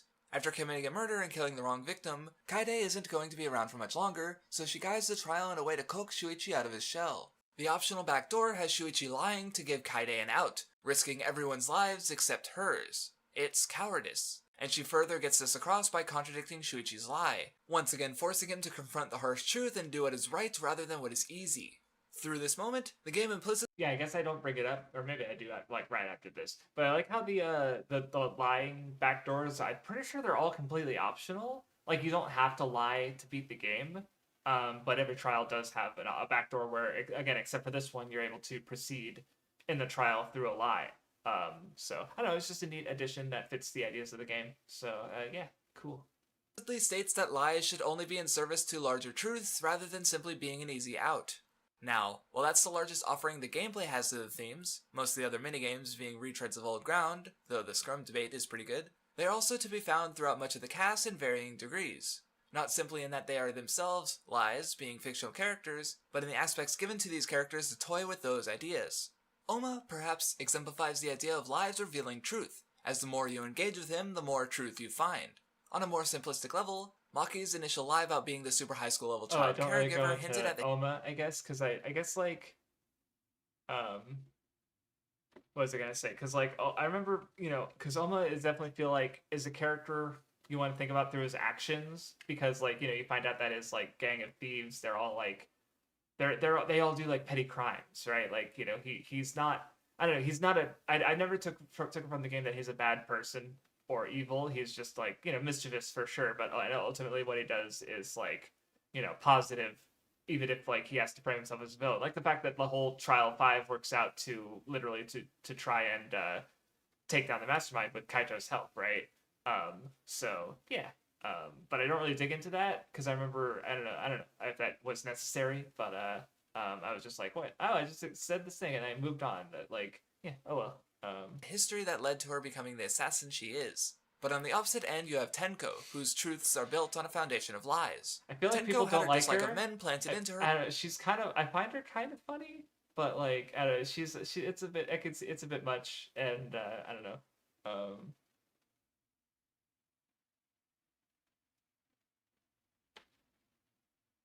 Oh yeah, no, I didn't think about that. Where it's like, yeah, because I think I talked about where I just tend to refer to their names by usually whatever's easiest to say. Like, I'm not really consistent about whether it's given name or surname. But but like, Kokichi or Oma, right? Because I mean, Nagito and Komaida are probably about easy to say, but he's just like he's Komaida to me, and but then I'll say Junko, right, or Kiri, like it just completely varies by the characters. So I didn't know that because people do generally like I assume people play like people talk about the games with their characters with their given names because that's what the dub tends to use, and I think a lot of people play with like we've talked about before. A lot of people tend to play with the dub on the English dub rather. I should specify. So obviously I listen to it Japanese, so I just tend to hear the surname more often. But okay, but like I said, I still just tend to lean to what's easier to say. But no, that's interesting that they refer to Oma specifically by his surname. So, I didn't know that. That's neat. By her Neo Aikido master for her protection, so that she wouldn't be exploited. She's ultimately a good person even if she's heavily misguided. She focuses a lot on others over herself, offering to die in Tojo's place when she's revealed to be the culprit, and most obviously dedicating much of her time to protecting Himiko and trying to get her to push past her laziness. She's even able to open up to Shuichi a little after some prying, coming to the conclusion that men are okay if they practice Neo Aikido. That's a silly way of putting it, but Tenko is strong as a person in part thanks to Neo Aikido. She was told that doing rude or obnoxious things like being too excited for Christmas or eating too many sweets would make her lose her strength. She's so while its fucking tenets also call for doing stupid. good acts, such as protecting the weak. Being wary of those who might take advantage of you, or taking care to clean your room have nothing to do with fighting. Its teachings are based in those lies, but Neo Aikido encourages being a good person. So if Tenko can only accept a man who practices Neo Aikido and thus is in fact good, then that's a fair truth to arrive at even though it's through lies. Iruma's blatant aspects as a character are also centered in a rather interesting lie. She claims she's an augmented human as a result of an accident that left her comatose, and upon waking up she was gifted with her intellectual talent, a talent that has led to her massively inflated ego and pride. Yet while she's boisterous, even the slightest form of resistance to her greatness has her tucking her tail in between her legs. Since her pride is based on an incident that nearly killed her, that pride is just as fragile as her body. Her persona as the inventor that humanity needs and the enhanced human malarkey are both forced facades, lies she's too dumb to even realize herself. In a way, it goes against the theme of the game because the harsh truth is never confronted, but she's not quite the only one. Himiko has a running gag where she claims her magic is in fact real.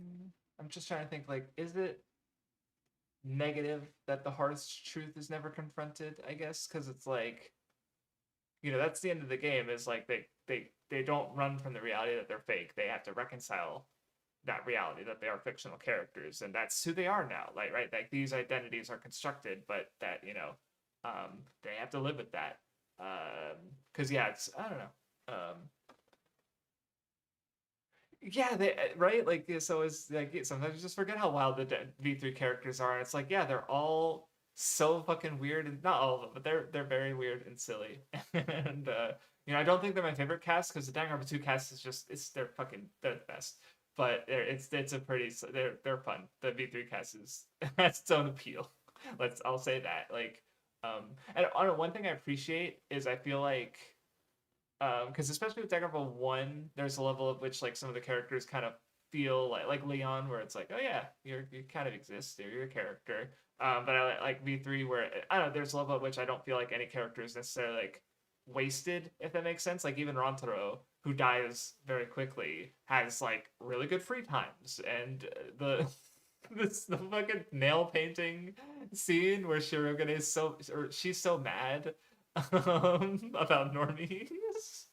Like he's just I don't know, he's good. And I don't know, I remember I also like the I forget maybe I think there was in the board game talent development, there were some scenes with him with like other characters like little sisters, or they found some ways to pair characters together based on commonalities that were neat. But I don't know, it's a fun cast. Which is tied to a history with her teacher, a performer who Himiko surpassed and upstaged unintentionally. She rationalizes the abandonment through a series of lies, but while in some way she is running from the truth, she also hopes that through continuing her trade she will be able to meet her master again and confront that truth at last. In running from what he believes to be a harsh truth, Ryoma lives the lie that he has no interest in tennis. In avoiding it, he hoped to run from his painful past, but Shuichi convinces him to challenge and overcome that lie, giving at least some closure where the previous examples had the ideas brought up through their characters unexplored. Because, As for another lie that goes unchallenged, there's Anji's. Her set of religious beliefs and codes doesn't actually relate to her religion, but acts as an extension of... Do I... Matthews, you know the answer to that. We talked about it. I don't hate Chiaki Nanami. You know this. You're just bringing it up to fuck with me.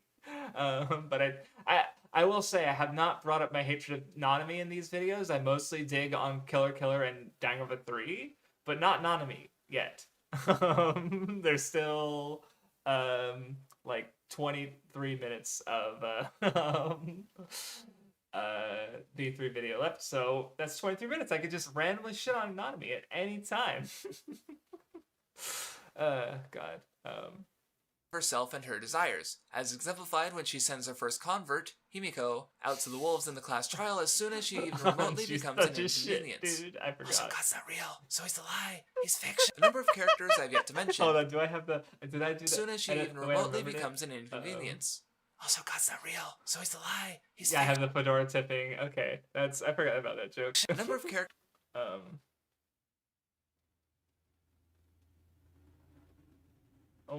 Only people who know the truth can decide everyone's fate, but not everyone needs to be a leader. Okay. Yeah, interesting way to frame that. I'll try to remember. That might be fair. I just haven't thought on it because I only just found out about that take now. Characters I've yet to mention, however, base themselves in the other. Yeah, see, well, what I was trying to say about the God's not real joke is I hope that because it's like that's definitely my belief. I guess I would personally identify as atheist. But it's like I don't mean to disrespect the practice of or at least religious beliefs necessarily. Because I guess like as I tend to like vibe with existentialism beliefs, if that it's like people deciding meaning is what I value, and if their meaning is God, then I think that's fine, even if I don't believe in that. So I just hope that joke didn't come across as spirited towards religious people, because I don't think I believed that then, and I don't believe that now. It was just like a little joke at like Anji, like God's not real, like fiction, lies, get it? It fits the theme of the game. But the fedora tipping guy was hopefully to be like show the tongues in the cheek, basically. That I'm kind of making a joke there, so I hope people. But then again, I don't know the audience. I don't know how many like heavily Christian people are going to be playing Danganronpa, to be real.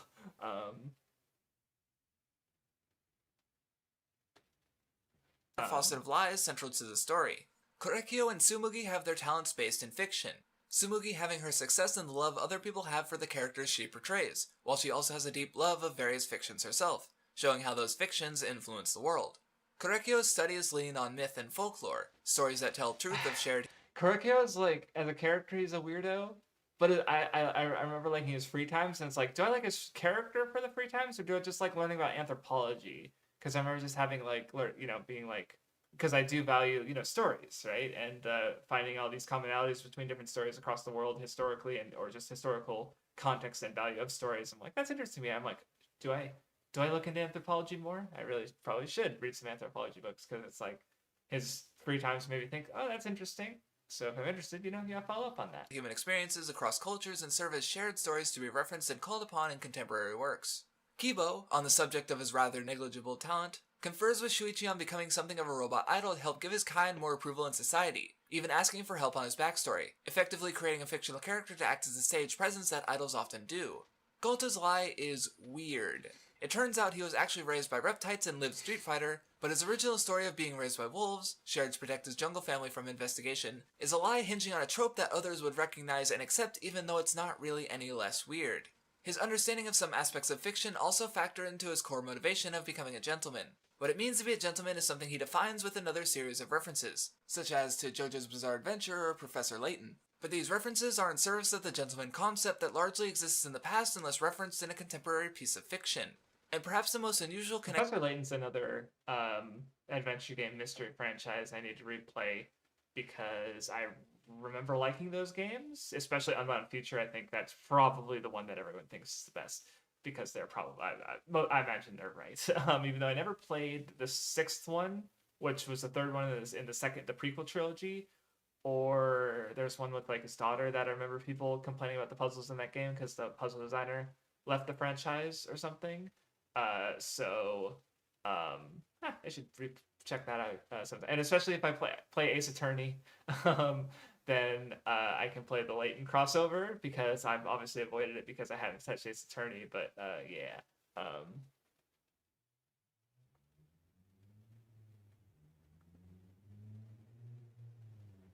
To fiction is in Kaito, who tells his backstory in the form of imaginary stories and games of pretend he came up with as a child. He presents them in a way that can't be taken at face value, but Kaito, ever the dummy, tells them with a level of sincerity that has Shuichi baffled. And that sincerity for falsehoods is hugely important, because Kaito is just as much of a faker as Oma.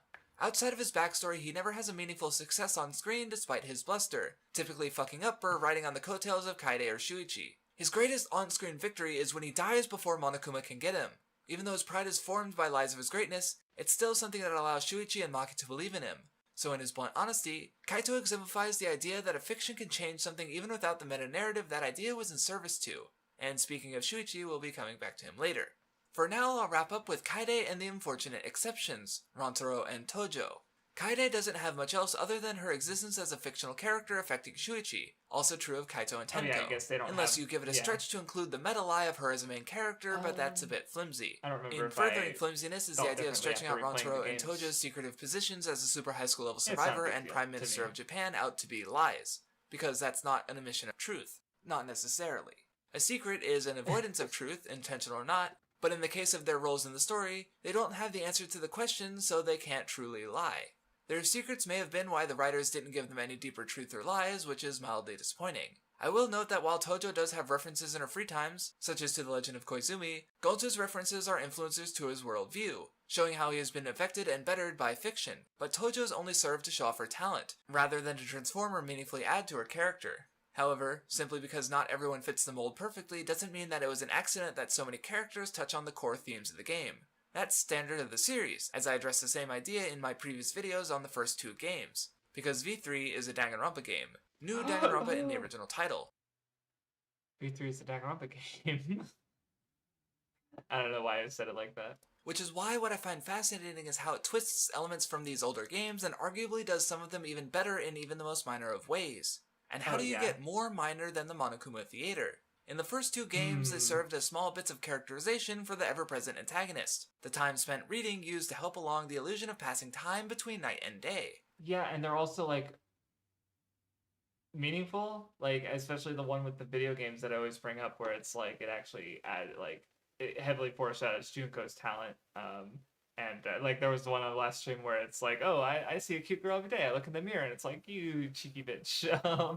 So, I don't know. I feel like I may be being a little dismissive of them here because I think now I might appreciate the ones in Danganronpa 1 more, the most, even though at this point I think I like the ones in V3 the most because of what I get into later. But, I mean, maybe there's more characterization in the V3 ones that I was giving credit to last I played it, but I don't remember. They serve an identical role here, but a slight alteration turns it into a cute little pun. Rather than the simple, minorly changing background, you get full CGs of references to Western films. But remember, CGs denote some level of significance, and the movies shown are important, which in turn reflects the theme of the game. The Texas Chainsaw Massacre was censored and banned in several parts of the world, striking up debates about censorship when ironically it does more with what it doesn't show than with what it does. The Matrix brought ideas of solipsism and simulated realities to a larger part of the public conscience. They are just a few of the well-known fictions that in some ways, however small, changed the world. And in changing its world, it further adds a new take on the memory alteration in the television broadcast. Whereas the memory alteration was more of a plot necessity in both visual novels, and an extra source of tension in the second game, it's integral to the story of V3 in a bigger way, where memory is taken to the logical conclusion, whole characters being changed entirely between two versions of the prologue scene, with differences as major as Kaide's mildly awkward music references, to as small as how Tsumugi screams in terror at the appearance of the Exisal. The broadcast is, of course, the reason V3 is happening at all. While in the first game it was an important, though not quite vital aspect of the climax, in the second... Like, did I do a direct comparison or something? Like, maybe it was more obvious than I thought, but it's like, it's just weird to remember this, like, this one detail from the prologue of the game, and then remember that, like, 5 chapters later, when we, during the final, the trial, when we see the redone, like, the original, so to speak. And it was just a way to get some returning characters to show up for the finale, and overall not so important beyond that, making it feel more obligatory. And I don't want V3's usage of these elements that have been present since the beginning to be overlooked. There's a sense of... the tiny nano cups. With little Cameras. Why is that so funny to me? I don't know why. Just look at them. Allegation that Look, they're cute. I don't know why I think it's so funny. They're like they could have had cameras installed into like their eyes or something, but instead they have like tiny headphones and tiny.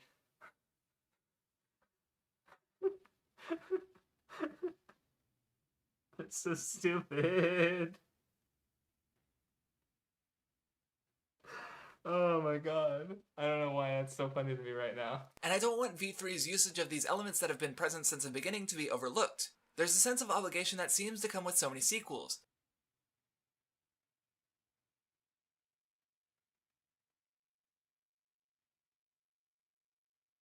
My favorite Monokuma theaters nowadays are the Danganronpa ones with the sales clerk later trying to sell a pitch for Monokuma to be a crab or shrimp because they're funny with the context that that's Monica. Monica? Like Danganronpa Ultra Spare Girls Monica? Huh. Um,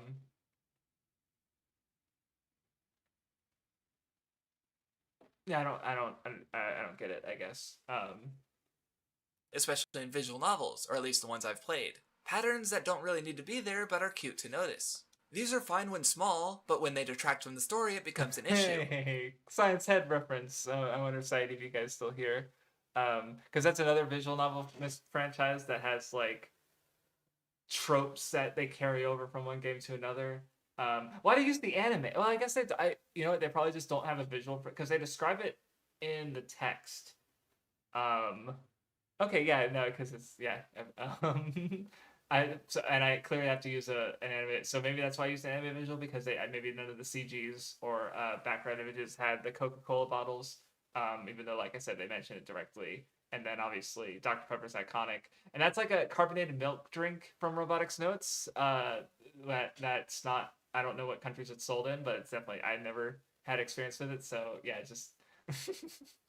Yeah, I forgot I brought up Science. I still need to play those games. So As I mentioned in my Danganronpa 3 video, the story having 16 involved characters is normal, but with Danganronpa 3 in particular, the story suffered for its bloated cast. and I with just many of shit the on characters being Danganronpa 3 out of nowhere for no reason. necessary and taking up screen time from the characters who actually mattered, arguably. However, a rare sentiment I've seen I was thrown actually around proud hinges of that photos. I on don't taking did I up photos? screen time from the characters who actually mattered, arguably. Oh, say, anonymous code has 7 up. Okay, there we go. There we fucking go. What did the Colitic 9 have one? I don't know. I've only watched the anime and it was years ago, and not the light novels. And obviously there's a game in the works apparently. No, or was it? Did it come out? And no, that's right. There was a game that came out, but I guess they said that they're not going to release it in English because they would want to just do the updated version that might have. I forget. I'm probably mixing things up in my head, but I don't remember Occultic 9 well enough to remember what its signature carbonated beverage was.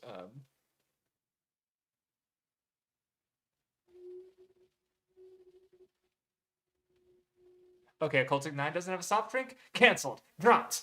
Bad. I don't know.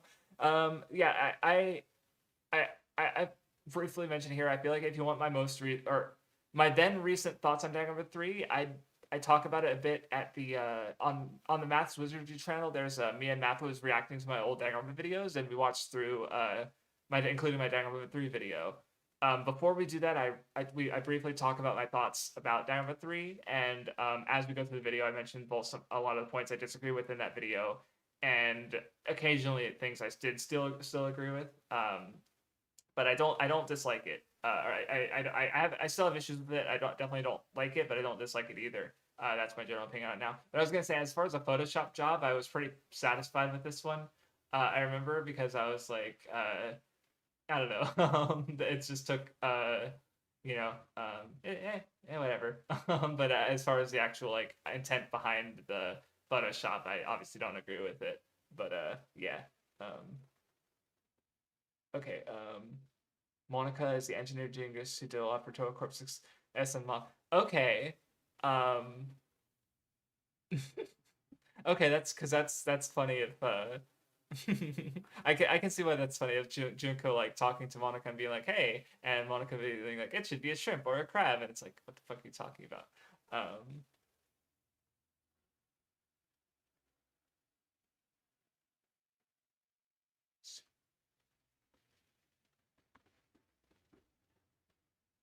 hold on, hold on, hold on, hold on. Devil May Cry reference. Sumugi is the mastermind in Chapter 4 because of a Devil May Cry reference. Wow, which one is the fourth murder again? Holy shit, I cannot remember right now.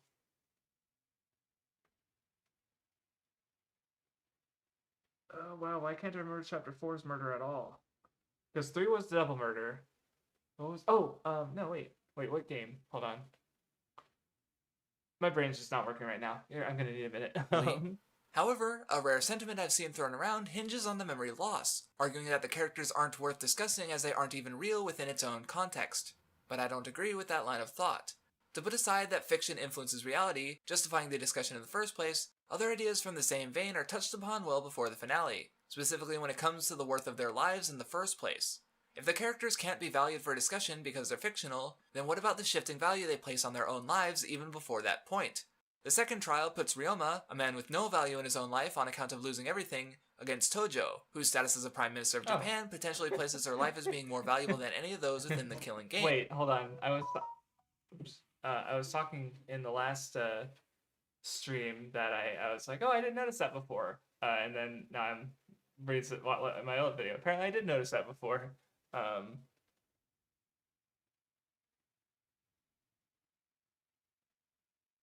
Why can't hold on? No, I'm just you're using character names. So sorry, I don't remember who Sumugi is. Because that doesn't sound like a name I use for the characters. Wait, hold on. Oh, it's Shirogane. Okay. That's just okay. Yeah. See, I don't. Now I'm not confused anymore. Yeah, I don't understand how. Wait, Shirogane was it the mastermind? She was mastermind of V3, but not Chapter 4. That was Miu. Sorry, I don't. Oh, okay. Gotcha. Yeah, I wouldn't have caught that because I hadn't played Devil May Cry at that point. Gotcha. Yeah, I'm just sorry. I got confused. Something a few characters even agree with. And even more drastically, there is the crushing discovery of humanity's supposed extinction. The characters are pushed time and time again by their relation with the world they remain separate from. First a world that may suffer for their actions, then one they cannot go back to, then one that seems to enjoy their suffering. With the meaning of their lives being challenged again and again, they are forced to find the value in their existence. To take meaning from a situation of meaninglessness, even if they need to die to force a change in the status quo. It's more existentialism versus nihilism. A motif than a theme, but still plants the ideas explored in the climax much earlier in the story indirectly. The difference is not so great, even if the solution to these rather difficult issues aren't exactly delivered in the most satisfying way. I can forgive the primary function of the fictional characters in Kaito, Kaide, and Tenko acting as inspiration to drive them through the climax. It strikes some similarities to the likes of Naegi being touched by Sayaka's last-minute attempt to clear his name after framing him, or Asahina pushing herself forward through Ogami's sacrifice, or Hinata receiving Nanami's support, so it's another old idea being recontextualized for the new themes. Even if it's less transformative, I still think it works, so I don't mind it being used again here. What I don't think works is how the group overcomes the supposed death of their home planet. Okay. I remember the this mastermind part. makes another flashback light, giving everyone some fresh context. So now, instead of thinking that they are the last of humanity sent on a vessel by a good organization to escape an evil one that wormed their machinations onto the project anyway, they find out that they are the last of humanity sent out on a vessel by a good organization to escape an evil one who wormed their machinations in anyway. All the flashback light accomplishes in the moment is applying names to those organizations that fans of the franchise would recognize. Hope's Peak, Headmaster Naegi, Super High School of Despair, Junko. Nothing about the situation has actually changed, yet in moments, everyone goes from lethargically unable to do anything but contemplate suicide, to better stop that mastermind, because, hope. It's shallow, and I think that might be the point. It's accompanied with a triumphant surge of the original opening rather than a jazzy remix for V3, making it an incredibly blatant fanservice moment. And to look both backward and ahead, this isn't quite a retread of old ground. The last two visual novels, and even Ultra Despair Girls, reserved the theme for the ultimate triumph over the main antagonist. Yet here, there is no triumph to accompany the music, just the promise of one to come later. Where my belief that it's intentionally hollow stems from the fact that it's undercut not once, but twice. First, the plan they come up with to rescue Kaito fails as a murder occurs, turning their rescue mission into a return to the killing game. And secondly, in the final trial, the hope they place in the fictional academy is pulled out beneath them when Tsumugi reveals it as fiction, the moment accompanied by the opening theme once again. Yep. The triumph is twisted out of Shuichi's hands and into Tsumugi's, turning the usage of the theme into something much more sinister and chilling despite there being no actual change to the music itself. And it's worth mentioning that the theme does not return when Shuichi once again turns the trial back to his favor. I think it works really well, though not enough to excuse how hollow the first moment is, but it does bring me to those questions I've been dodging around. Does V3 throw out what makes it Danganronpa? Does it in turn want to deride you as a fan for daring to enjoy it? That's honestly the most challenging idea the game presents, because it gets across the question through some rather speedy character beats in a short time frame thanks to the huge amount of information delivered in the climax, while also getting the mechanisms for answering across in a way that really does seem like it's challenging you as the player. The characters take hollow references to past games as a means to look forward, only for them to be dashed as they find out what inspired them was just another piece of fiction. If this was meant to be taken as criticism of those empty labels, hope and despair, then there's a similar criticism of those ideas at the start of the Chapter 6 investigation. While trying to convince Kibo, who attempts to destroy the academy because he feels that hope is gone and despair can't be allowed. I want to pull up my notes because I think the point that's coming up, I feel like I might have disagreed with it when I replayed it. Give me 1 second to check that out, because maybe I just had more to get from the moment and I'm misremembering. But yeah.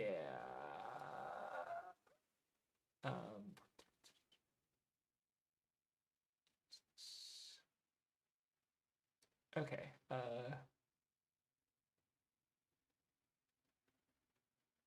No, maybe not.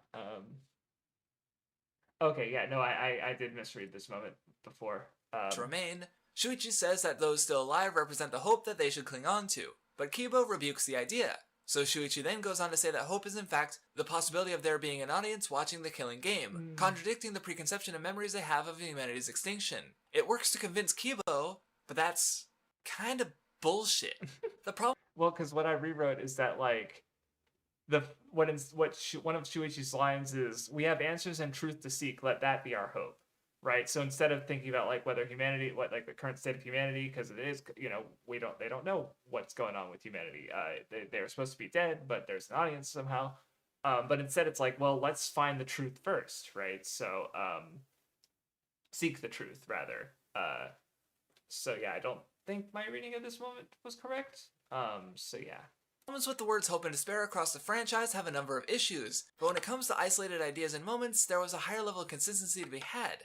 Naigi's hope in the climax of the first game is the will to be optimistic and self-confidence in the face of anything, while Komaeda sees it as an absolute good meant to be cultivated and triumph over any evil. Thanks to all these varying definitions, when actually looking at the story and character, it makes more sense when you throw out the word and focus on what's being said or done. And that's also the problem. No, okay, see, this is me not getting, well, because like, see, why I think the vagueness is actually like meaningful in itself now is because a big part of existentialism is just deciding meaning, basically. Like another couple examples I might have brought up before. One is like in One Piece, which is also, I think, an existential story in some ways, or existentialist story in some ways, where it's like in the Drum Island arc, I talk about in my Chopper video, where it's like, what does the pirate flag mean as a symbol? Or the skull and crossbones rather, what does the word monster mean, right? Because, the Strats go to Drum, the characters have these definitions of these words, but then when they leave Drum,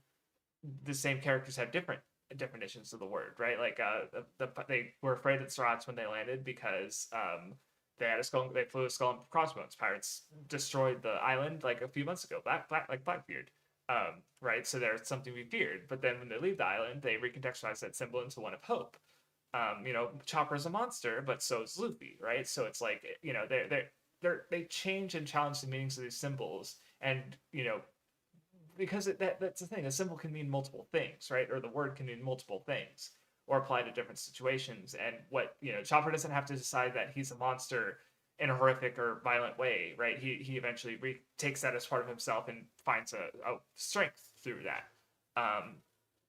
Right? So another series I think is a Vivi Floret Eyes Song, which is a sci-fi in which a robot basically, in order to save humanity, has to create art, has to define her own meaning, and she has to make a song basically and sing it to stop an AI robot uprising basically and define, as a robot becoming more human, she creates her own meaning basically, right? So with Danganronpa, I think part of what hope and despair allow for is that you are able to you as a reader all kind of have to define it yourself based on like how the series uses them, because like I say, oh, there's changing definitions, and it's like I think that's fine because you can decide for yourself what that means, right? Like for me it's existentialist versus nihilism, but I don't mean that as a way to like say everybody else is wrong for saying like it's good versus evil or it's this versus that,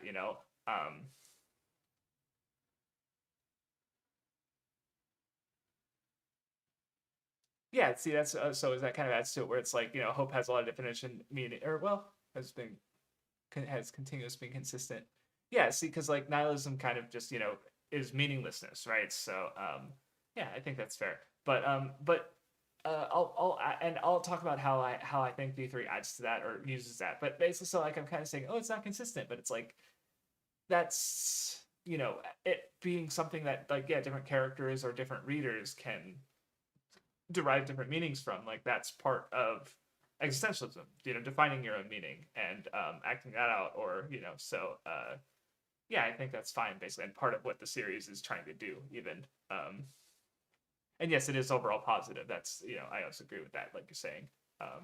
Hope means one thing, and another, which defeats the point of tying it all to one word. When hope comes up in Ultra Despair Girls, it's usually used to refer to something good, and it often occurs for the sake of having that hope twist into a despair. See, it's which like, is just to say it's now. Overall, this video, like, it's 20 minutes. We're 20 minutes in, so it's already over the combined lengths of the other two, and it's so much better. But it still has issues that I think will be rectified when I do my upcoming video. Now something bad. Yuta shows up to help them escape before dying to show off the helplessness of the situation. Fukawa bumps into Komaru and joins her, but was actually working with Komaeda the whole time. The Warriors of Hope think they're doing the right thing in killing adults who hold power over children, but Monica was merely wielding their determination and drive as part of their role as pawns in her own game with their own goal. So when the ending goes on about not resolving in any form of hope or despair, that flies in the face of the final boss being defeated by a big old hope bullet. If Komaru and Fukawa's friendship is supposed to be a hope, then did it come from the despair of them having to work together throughout the game? Was it really that bad? Or is the motif not supposed to be taken in this moment because the rest of the ending tries to avoid hope and despair deliberately? By trying to do so much with one word, the whole point... Well, because like, I think someone, probably Coleman, in chat said earlier that it's like, a lot of the game has, despair masquerading as hope, basically, like the escape from the island, right? Like, oh, we can get out, and it's like, nope, the bracelets will kill you if you try to. But like, she does not, like she's presented with a binary choice, and her own hope is, she doesn't have to be defined by Monica's or constrained by Monica's like battle of hope versus despair, right? She instead just decides to prolong the conflict rather than end it because like that's the best solution she could come up with, right? So yeah, I don't think my rating's very good there. of using one word is completely and utterly lost. If this moment with Shuichi's shifting definitions happened in any other entry in the franchise, I would chalk it up to the same tired, annoying issue. But this is in the course of a single conversation. A conversation taking place in the one game of the franchise that later throws out that amorphous hope along with the despair. Shuichi putting all his faith into that hope is dashed when the truth comes out, so as to fall back on not hope, despair, or future, but instead turns to lies, fiction, and the truths they hold. However, in throwing out that hope, a word closely tied to the primary entry in the franchise, the question remains regarding what is lost in the process. The finale tears down so much, such as when Shuichi calls Tsumugi's stories sick and twisted when she's a member of the team that wrote Danganronpa V3.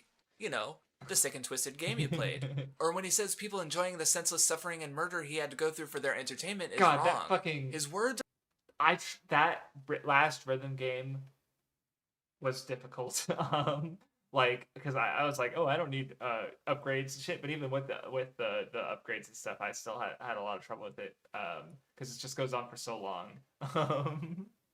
They're totally justified in the context of the universe. His world is one where a battle royale style game is widely viewed, celebrated, and enjoyed at the cost of actual lives. The glimpses of the cast we see before their transformation into the characters they are now isn't pleasant. Shuichi eagerly describes his ideas for a scenario involving his detective character as a culprit, a situation that would have him kill someone before his own death. Kaede says she wants in because she doesn't have any faith in humanity, while Kaito just wants fame and fortune regardless of what his character has to do for him to get it.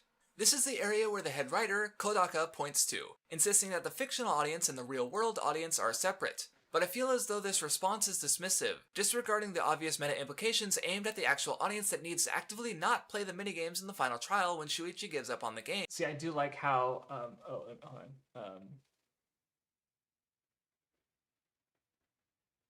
Okay. I'll respond to that if I have to. But I was gonna say, because I'm glad with the way I tackled this, where it's like I didn't go like, hey, the author said this thing. Too bad, everyone who disagrees.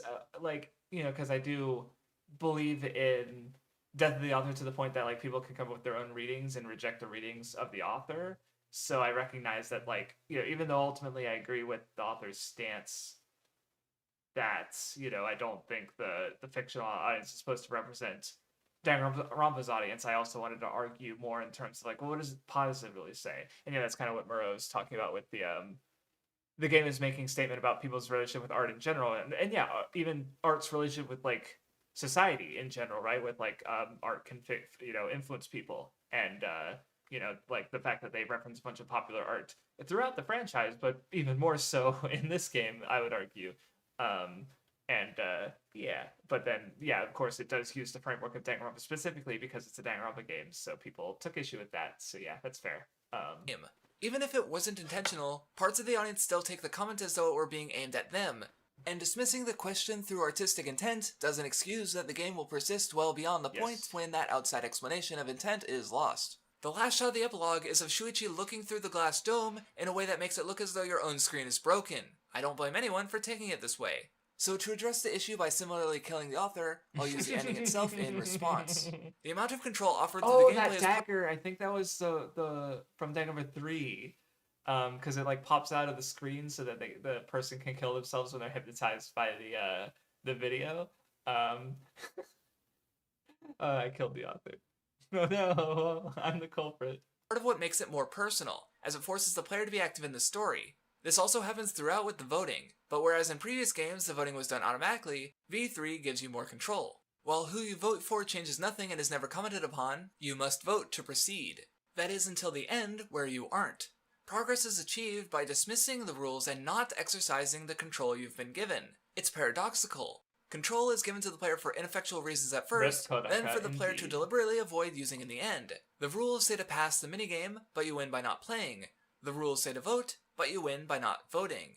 It's a clear pattern, and I'm phrasing the shift in gameplay goals moving beyond the confines of the game as rules for a purpose. The same purpose one might expect from the genre. The same purpose that hinges on my response to the question of V3's stance on the rest of Danganronpa and the fans that enjoy it. Danganronpa is a death game story, and a key element to such stories is the idea of subverting rules and systems put in place by an authority. In a well-known example, I really hope Battle I Royale sourced has a classic that, because there's a specific essay that talks about Nichijou-kei,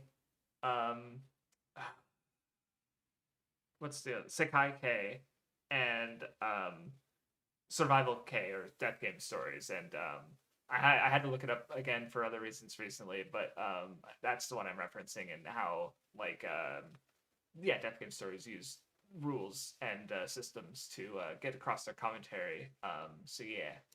Students forced to kill each other by the government until one is left standing, but the authority is overcome and escaped with two running from the game with their lives intact. I should go back to I did read Battle Royale. It was a wild fucking manga, but I haven't read the original novel or seen the live action film. The manga is wild though. I don't know what's the preferred version generally, because the manga is also really over the top. So maybe that ruins it for some people. There's one character who I guess I would call them one of the main antagonists of the students, whereas he's got the kind of coat on the shoulders thing, the Marines or something. And there's one action scene where he loses a coat, but then it just falls back right on his shoulders. It's so fucking cool, and it's funny and over the top, and it's oh, I read it years ago. A long time ago, but I remembered enough of it to reference it in this video. 1. This core idea of rebelling against authority fits the teenage demographic of Danganronpa like a glove. In the first game, Junko usurps the authority of Hope's Peak herself, taking control of the last bastion in a ruined world. But after demanding one student graduate through killing, she is defeated and 6 graduate without shedding blood. In Super Danganronpa 2, she once again usurps authority, What forcing was the that cast to line? What did I just say there? Shedding blood. That's not what I heard.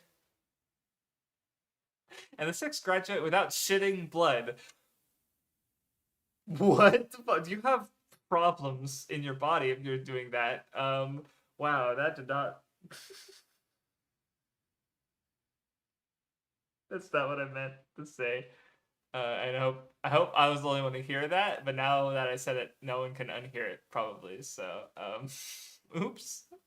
choose between staying in the virtual reality or gaining their freedom, but they instead choose a third option that again subverts her authority. V3 is no different, with Tsumugi standing in for Team Danganronpa, the authority that controls even the foundations of the characters forced to go through the game. And that's important. Junko isn't the mastermind. The Hope Robot Kibo and the Despair Mastermind Tsumugi die in the final cutscene right before the credits. Oh, it's funny that I got Danganronpa V3 confused doesn't about because I think Soa said Tsumugi earlier, and I was just like, who's Tsumugi again? But now I'm actually getting into the video, and that's what I referred to her as, even though mentally I remember her as Shirogane.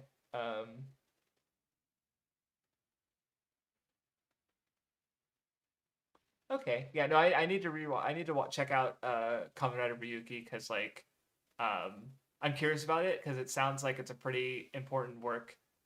Even exclusively for its influence on fucking Urobuchi Gen, because I know that he's commented on it, liking it, and apparently people, not only do people compare it to with Madoka, but I've also heard someone compare it with like, I guess there's some lines in that, or with Fate Zero, I guess, in some of its takes on, or some of its ideas, I guess. And what I vaguely know about it, I don't know. I can see how it deals with like heroism, I guess, but I don't know.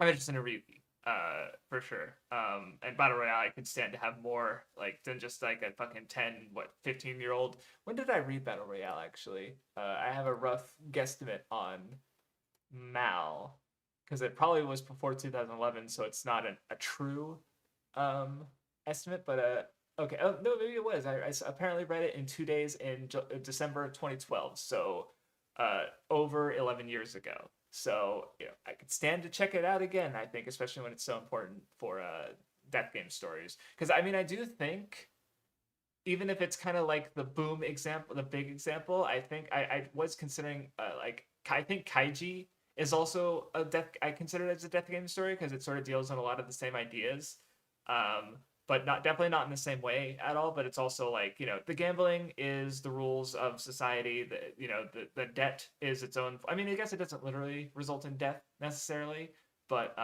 it just feels appropriate of an association, even though like it predates Battle Royale. Like I don't know what's considered like the earlier death game stories, but I don't know, it doesn't feel wrong to me to I think Battle Royale itself is like late 90s, early 2000s. Not so where Kaiji was started in 1996, obviously, though it's ongoing today. So there's been a new chapter in a while. Didn't think about that. I wonder. I don't know. Anyway, break the rules of authority. Through the meta-narrative, V3 breaks the rules of Danganronpa.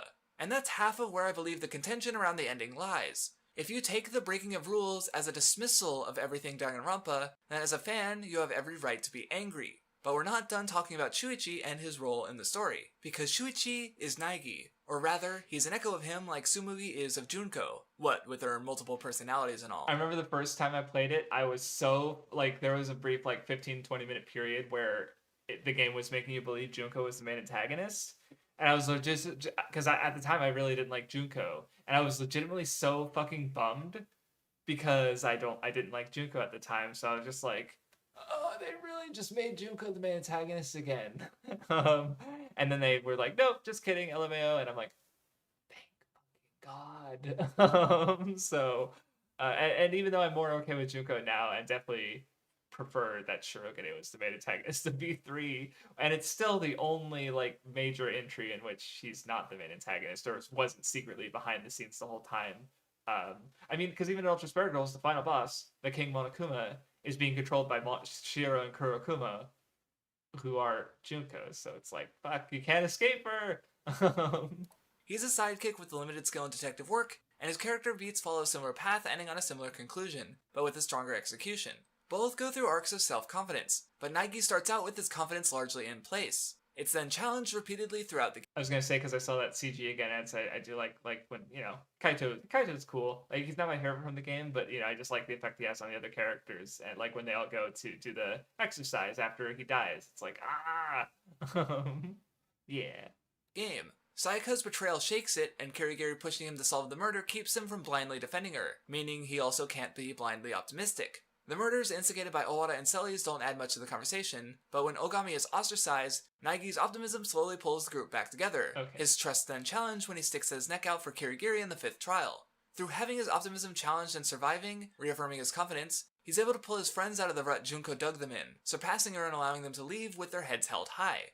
Shuichi's path, however, is much more tumultuous and challenging. He starts out with almost no confidence, possessing a talent he never really exemplified nor believed in. Kaede, recognizing the usefulness of said talent in a situation that so obviously demands it, makes the most of her mistake in killing Rantaro to push him out of his comfort zone, encouraging him to both end the killing game, and to do so by uncovering the truth, no matter what lies he has to use to find that truth and no matter how harsh that truth actually is. Tojo's murder then put Shuichi in another situation of doubt. Like the murderer he had arrested in his backstory, Tojo's crime also has a moral ambiguity in her conviction, with the victim having willingly gone through with it. Without Kaede to give Shuichi the confidence he needs, it's Kaito who steps up to the plate and helps Shuichi move past his doubts. Kurekyo's murder drops the moral ambiguity, but also drops Shuichi's moral support, as Kaito is far less able to help due to personal fears, forcing him to work with the less than encouraging Maki. The 4th murder then more strongly challenges Shuichi with a harsher truth. The whole trial, Oma is the more suspicious one by far, and considering his devil-may-care attitude and tendency to treat everything like it's a joke, it's easy to see what I wanted it to be him, in the sense of, like, I didn't see any other option, and then when the other option did present itself, I was like, no, I love Gonta, you can't do this to me. That was, like, I think next to the Owada one in chapter 2, that was probably the biggest moment in any of the game, and either 1 or V3, which were the only ones I really went through unspoiled, that I had, like, strong reactions to realizing who the culprit was based on, you know, just how the way the trial unfolded, because boy, because I was spoiled on all the Danganronpa 2 ones, because I read a Let's Play before I actually played it, but damn. The group may even want him to be the culprit, but in seeking the truth, it comes out that the far more lovable Gonta is at fault, though even he's not aware of that truth. It's too hard a pill for Kaito to swallow, forcing Shuichi to surpass his driving outside force. Said force then teams up with the conniving Oma by becoming a murderer in an attempt to end the killing game by ousting Monokuma as fraudulent, but Shuichi defeats their viable plan, coming to yet another conclusion with dubious levels of triumph. But by this point, Shuichi has truly come into his own, with Kaito supporting his decision in the end even if it means continuing the game, and the finale takes the foundation he built his beliefs on, Kaede and Kaito, and removes them from the equation by revealing their existences as fictional, forcing Shuichi to either recontextualize his beliefs or abandon them and the faulty premises they rest on, choosing the former as the option that leads him to surpass Team Danganronpa and convince the world to end the game. And the final point of the ending similarly evokes the epilogue of the first game. The living characters must take their reaffirmed beliefs into a world that they don't know the shape of. They believe that the world may have changed through the killing game, but it's unclear. I'm not satisfied with that vagueness in either game. It only serves to risk taking away the meaning left by previous events, in both cases, adding nothing. No! You literally just explained how, like, hope is vague, because, like, the meaning is there for you to take from it. Like, you can choose the most meaningful thing to you. So, like, if it means more to you that, like, it's actually, like, Danganronpa, because I remember there was some people challenged me with, like, Danganronpa, maybe Danganronpa V3, like, does take place in the setting of Danganronpa. Like, Danganronpa isn't fictional, and it was, like, because there's some ambiguity there with, like, oh, Shirogane was just pretending, and that, like, you know, there was no, maybe, there wasn't really, like, it was, like, you know, and there's, I think someone pointed out something about how, like, there's the,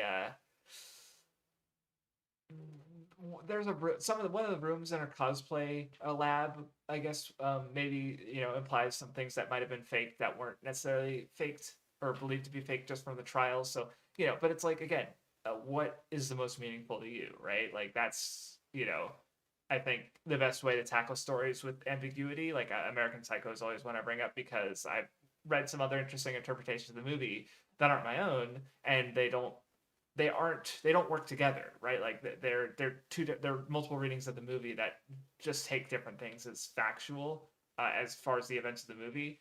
Um, so it's like, just, but my reading is more meaningful to me, so that's what it is. But I don't know. I'm complaining in my video, and I don't agree.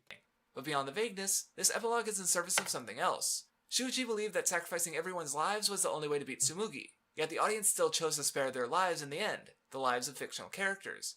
No longer is the story a senseless game for the entertainment of others at their expense, because it already made a tangible change in the world, one that spared lives that were willing to sacrifice themselves to make that change. He even likens the killing game to a tragedy during the trial, something that perhaps shouldn't have happened, yet should still be remembered as a cautionary tale. Death is something to take meaning from, and a narrative that doesn't say anything through its death is exactly the senseless killing he refutes. And that's important to what I think the game is trying. Okay, I guess that's me justifying this as a trilogy, because like I get, but it's still not very well done. I just kind of shit, but like me shitting on Killer Killer doesn't make sense unless I did my Killer Killer video already.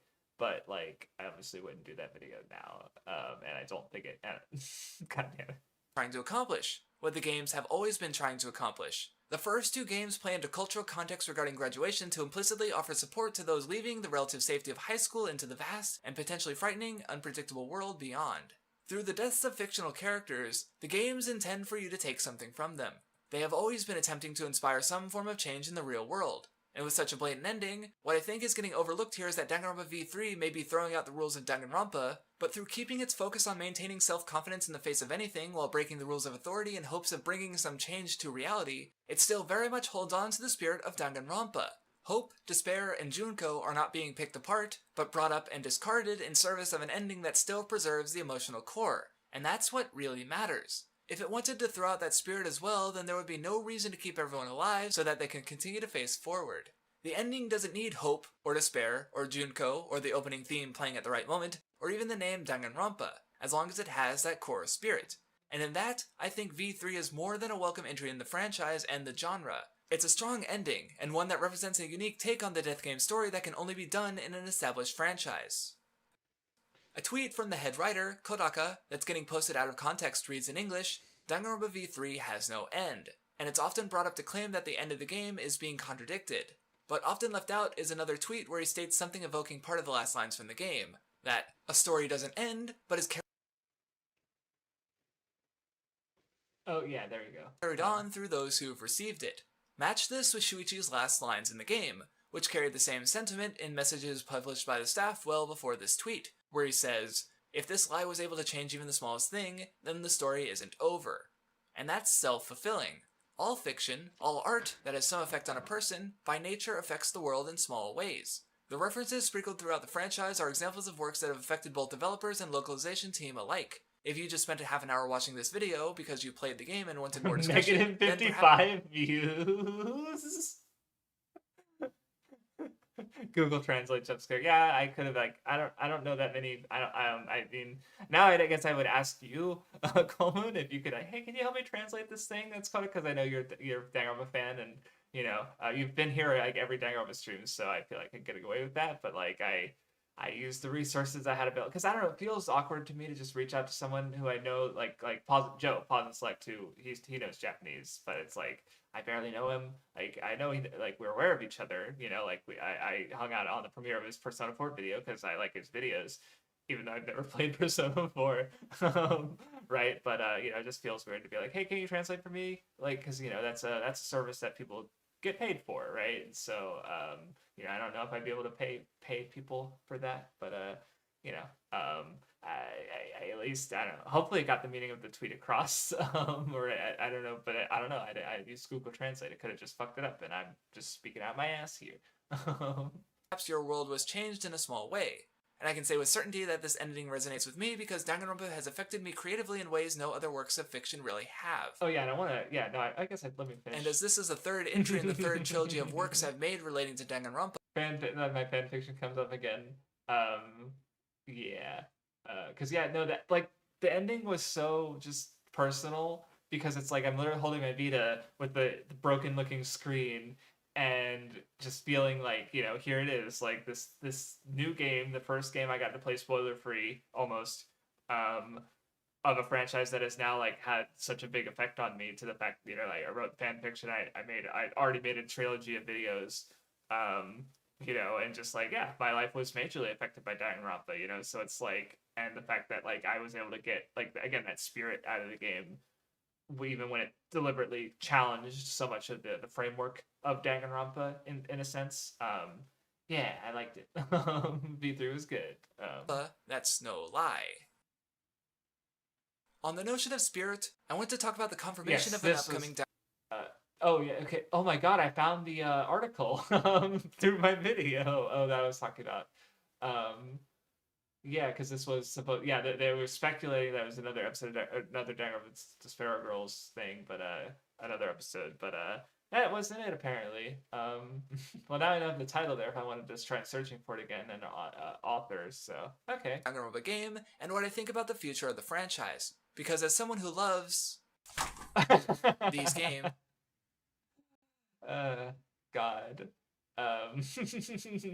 Jesus, I would honestly whatever. be perfectly fine if there was never another entry in the Danganronpa Oh franchise. wow, I still feel The that way. spin-offs are meh at best, and at worst they're Not more for those like... reasons. Ow. But what I want is one thing, and reality is another. V3's conclusive ending can easily be taken as the end of Kodaka's involvement in the franchise. He said in tweets and interviews that Danganronpa V3 was the best Danganronpa game he could make, and that he's interested in seeing what others can do with the franchise, while he's looking to try his hand at something else.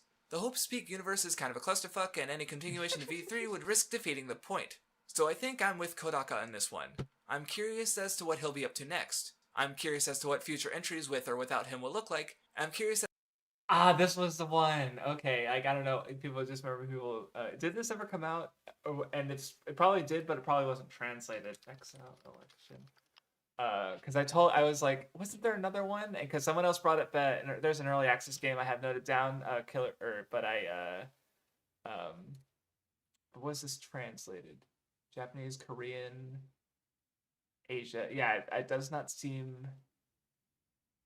Okay, there was no official English release apparently. Let me see. Yeah, I highly doubt there was an official or. Yep. Okay. Yeah. I don't. It does not seem that there's a English translation. as to if Danganronpa's popularity will affect the landscape.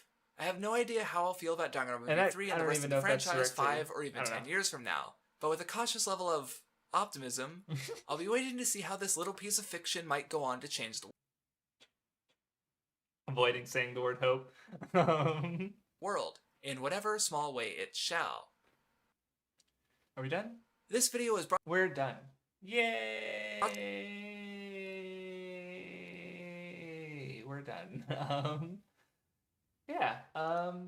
Wow, I have fucking problems with every single one of those videos. I mean, overall, the V3 one, it still holds up the best for sure. To finish or to explain my thought of how I would argue that existential nihilism plays into V3 is that, like, you know, if existentialism is about deciding your own meaning, then V3, like, you know, by shedding certain elements of Danganronpa, like, you know, like the how it uses the opening theme, you know, just throwing out certain things or you know the gameplay, even like it makes you not play the game. It's basically asking you to decide what Danganronpa means to you, right? And so when I made that video, I'm saying this is what I get out of Danganronpa. These are the ideas. This is the meaning that I get out of Danganronpa that V3 still evokes, right?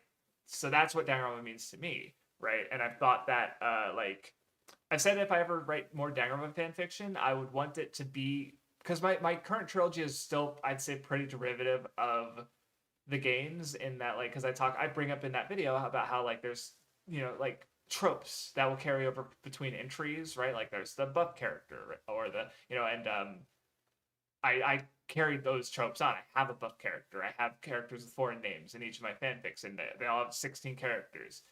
But if I were to ever do more, I'd actually be more willing to throw them out if I feel like it could make a better story. Like, to give two examples, one is like I probably mentioned them before, honestly, but so I'll just try and be quick. But one is like I have half the characters, and another one I want to have a killing game with no killing, basically, where I actually the main character actually says Nagi's like, none of us are gonna kill any of us, but or anyone, but they actually like follow through on that. Hopefully, maybe I don't know. I don't know. So basically like taking here's what I get out of Danganronpa, but also being more willing to move away from Danganronpa's structure or ideas or and being more like loose with it, if that makes sense, because that's what I got out of V3 is, Danganronpa can mean different things to different people, and that's valuable in itself, right? And that leads it. That's how what I get out of it in regards to like the conflict and how something new I've gotten out of it since that video because I don't really talk about that element. But yeah. So yeah, I guess that does it for the stream. We've watched 3 more videos, and we have 2 left. They're iffy. And one of them's another gameplay video, but at least I have a bit more backing it. Though after my Ultra Sparrow Girls one, I'm definitely like, ooh boy. And then the Love Lab video, which is I think it's like stuff I agree with, and one major issue I still have with it, 100%. So yeah, I guess that about does it for the stream. So yeah, thank you everybody for stopping in. Glad you can make it. Have a good one.